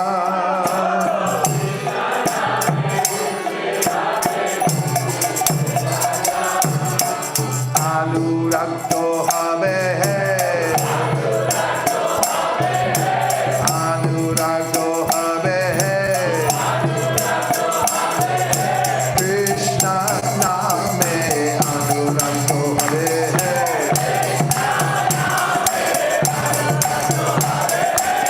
Krishna name Anuragto habe Goyam Sai Chaitanya Bhuli, Nacharyamarman. Goyam Nisai Chaitanya Bhuli, Nacharyamarman.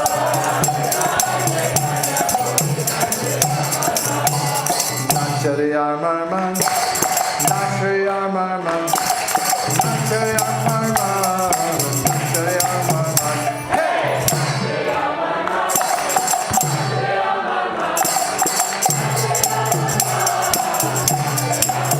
Goyam Sai Chaitanya Bhuli, Nacharyamarman. Takon anayase sapalbhave jivera jiva.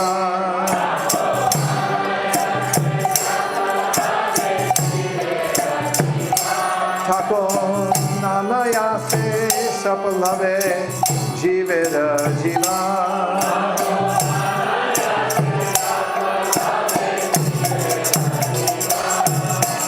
Jivanto niche hai, Jivanto niche hai,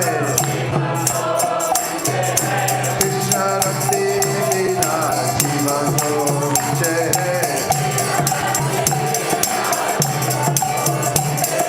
Krishna Rakti Vina, Jivanto niche hai. Goyam Sai Chaitanya Bhuli, Nacharyamarman. Goyam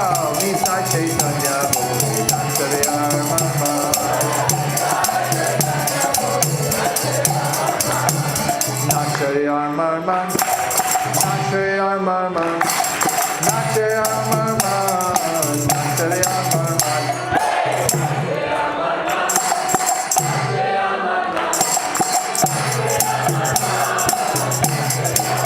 Joyanta Chaitanya Bhave, Nachariyar Marman. Eshe Vrindamane, Radha Shamer, Babe Darshan.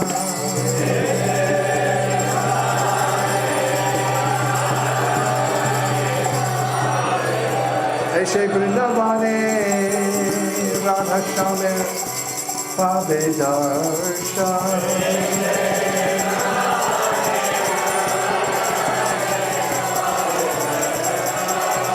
Lord Chaitanya Mahaprabhu and Lord Nityananda appeared on the horizon of Gauda, just as one might witness the sun and moon rising together on the horizon. Why did they come? To bestow benedictions upon everyone in the world. Coming from Sri Chaitanya Mahaprabhu, the great pure devotees kept the transcendental vibration constant in the world. But it was underground until the great Bhaktivedanta rediscovered the Sri Chaitanya Charitamrita, brought to light pure devotees, Gaur Kishore, Jagannath Das Babaji Maharaj, chanting the Shuddha Nam. Srila Bhaktisiddhanta Saraswati Thakur conceived of a way to spread it all over India and then asked his followers, please break the boundary of this storehouse of love of God as a reservoir and let it flow all over the world. Some tried by going to Burma. Others came even to Britain, came back disappointed. And then Srila Prabhupada boarded the Jaladuta at 7 years of age, got up in Boston Harbor, went to New York, Butler, Pennsylvania, the Bowery in New York, started a little center by reading Bhagavad Gita and chanting in the park. He said, I didn't go to Thompson Square Park to attract a crowd. I went there to glorify Krishna, and look what happened. From there, San Francisco, Montreal, New Mexico, then the Beatles, all over England, all over Europe, all over Asia, all over Russia, South America, now even Antarctica, the penguins. And because of the mercy of Lord Chaitanya Mahaprabhu and Lord Nityananda, just flowing on every continent of the world, you can hear people late at night. If you wake up at 1 in the morning and you listen very carefully out your window, you hear them crying out for the mercy of Lord Chaitanya. Lord,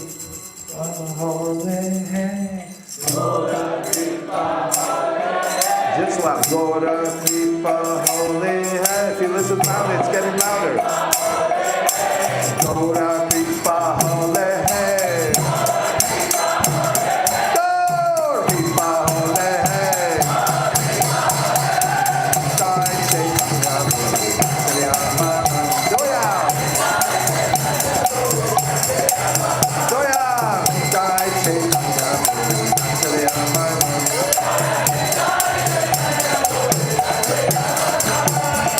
Nachariyar Marman, Nachariyar Marman,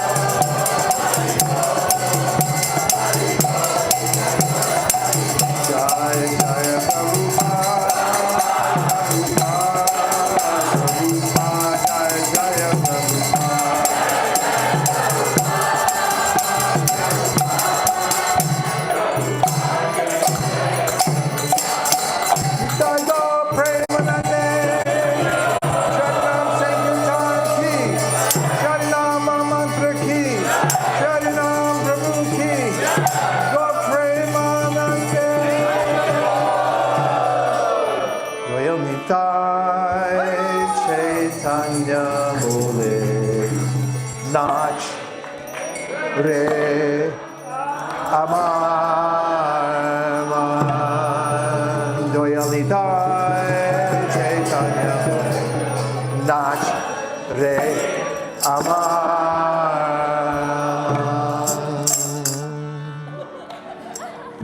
Nachari Armarman Nachari Armarman Nachari Armarman Nachari Armarman Nachari Armarman Nachari Armarman Nach Re Amar Man Nach Re Amar Man Go Premanande Nitai Gora Hari Bol Hari Bol Hari Bol Nitai Gora Hari Bol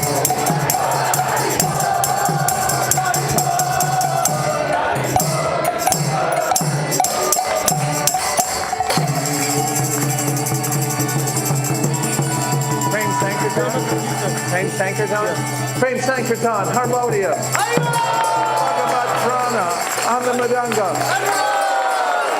Satya cowbell for the kartal players, the Hare Krishna singers, the Hare Krishna dancers, everybody in London, all over the UK, all over Europe, all over the world.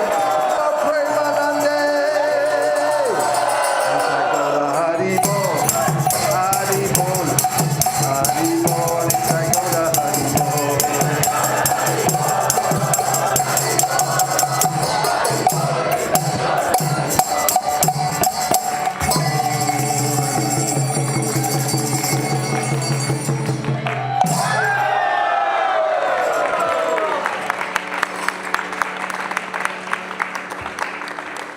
Great Vaishnav Shikha Prabhu ki Srila Prabhupada ki Hare Krishna.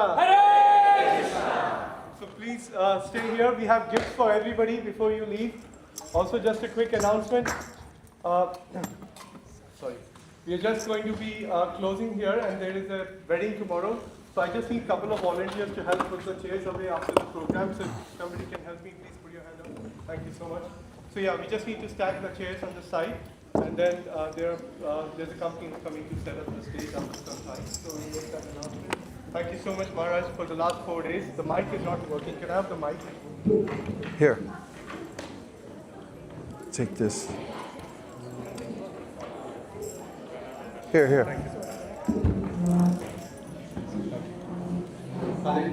Krishna. So I want to thank Maharaj. Today when you can move the chairs, not right now, after the announcements, after you take the gift. I was just saying that today when we came from outside to inside temperature was 34 degrees. When we came in, it was about 18 degrees. And now I'm sure it's back to 34 because of what we just said here. Thank you, Maharaj, over the last 4 days for transporting us to Srila Prabhupada's books, through his wonderful purpose, through Srimad Bhagavad, through the beautiful pastime of Gajendra. And today, what a perfect climax to the 4th day by reading of the 8th chapter of Bhagavad Gita. How was the reading of the 8th chapter? Okay. Palo. We hope to continue this tradition of reading Prabhupada books every day until you come back and we start again here. Because it seems to be getting longer and longer. When Maharaj came, we started with 1 day, then it became 2, 3, now we're on to 4.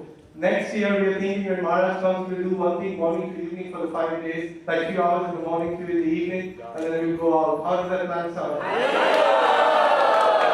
So that means to let you know in advance so you can either call in sick or apply for a leave in advance. It's completely bona fide because Sanatana Goswami, Rupa Goswami, they called in sick and they read Bhagavad at home. So we have the full blessings of our Goswamis to call in sick and work to read Bhagavatam by the way. So thank you for coming today. How was the Java workshop? How many of you attended that? Definitely a lot to take back from that. So now we will conclude the program. So thank you once again, Maharaj. Let's give a big round of applause. Thank you.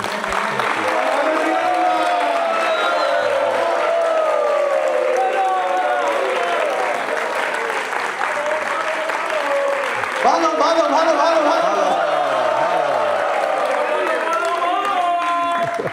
Like to also thank Prema Sankirtan Prabhu, who was initially only available. Balo, halo, Hare Hare.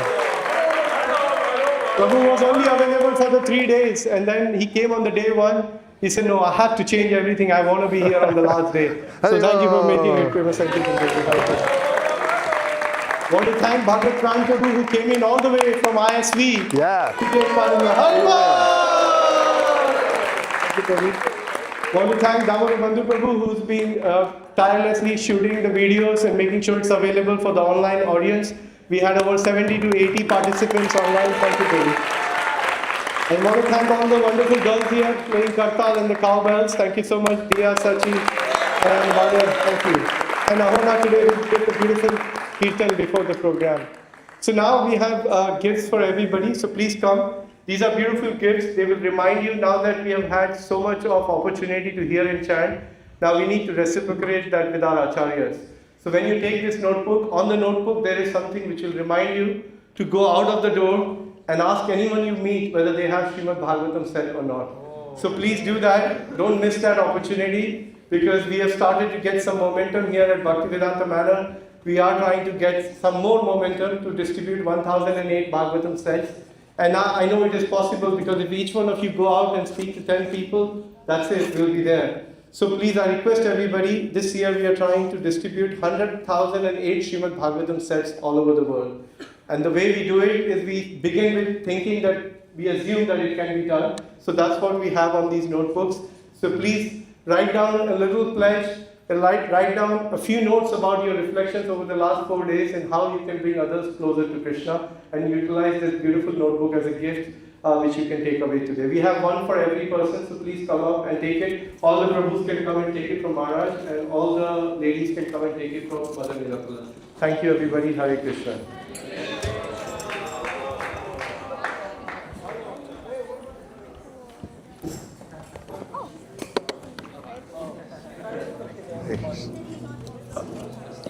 Hare Krishna.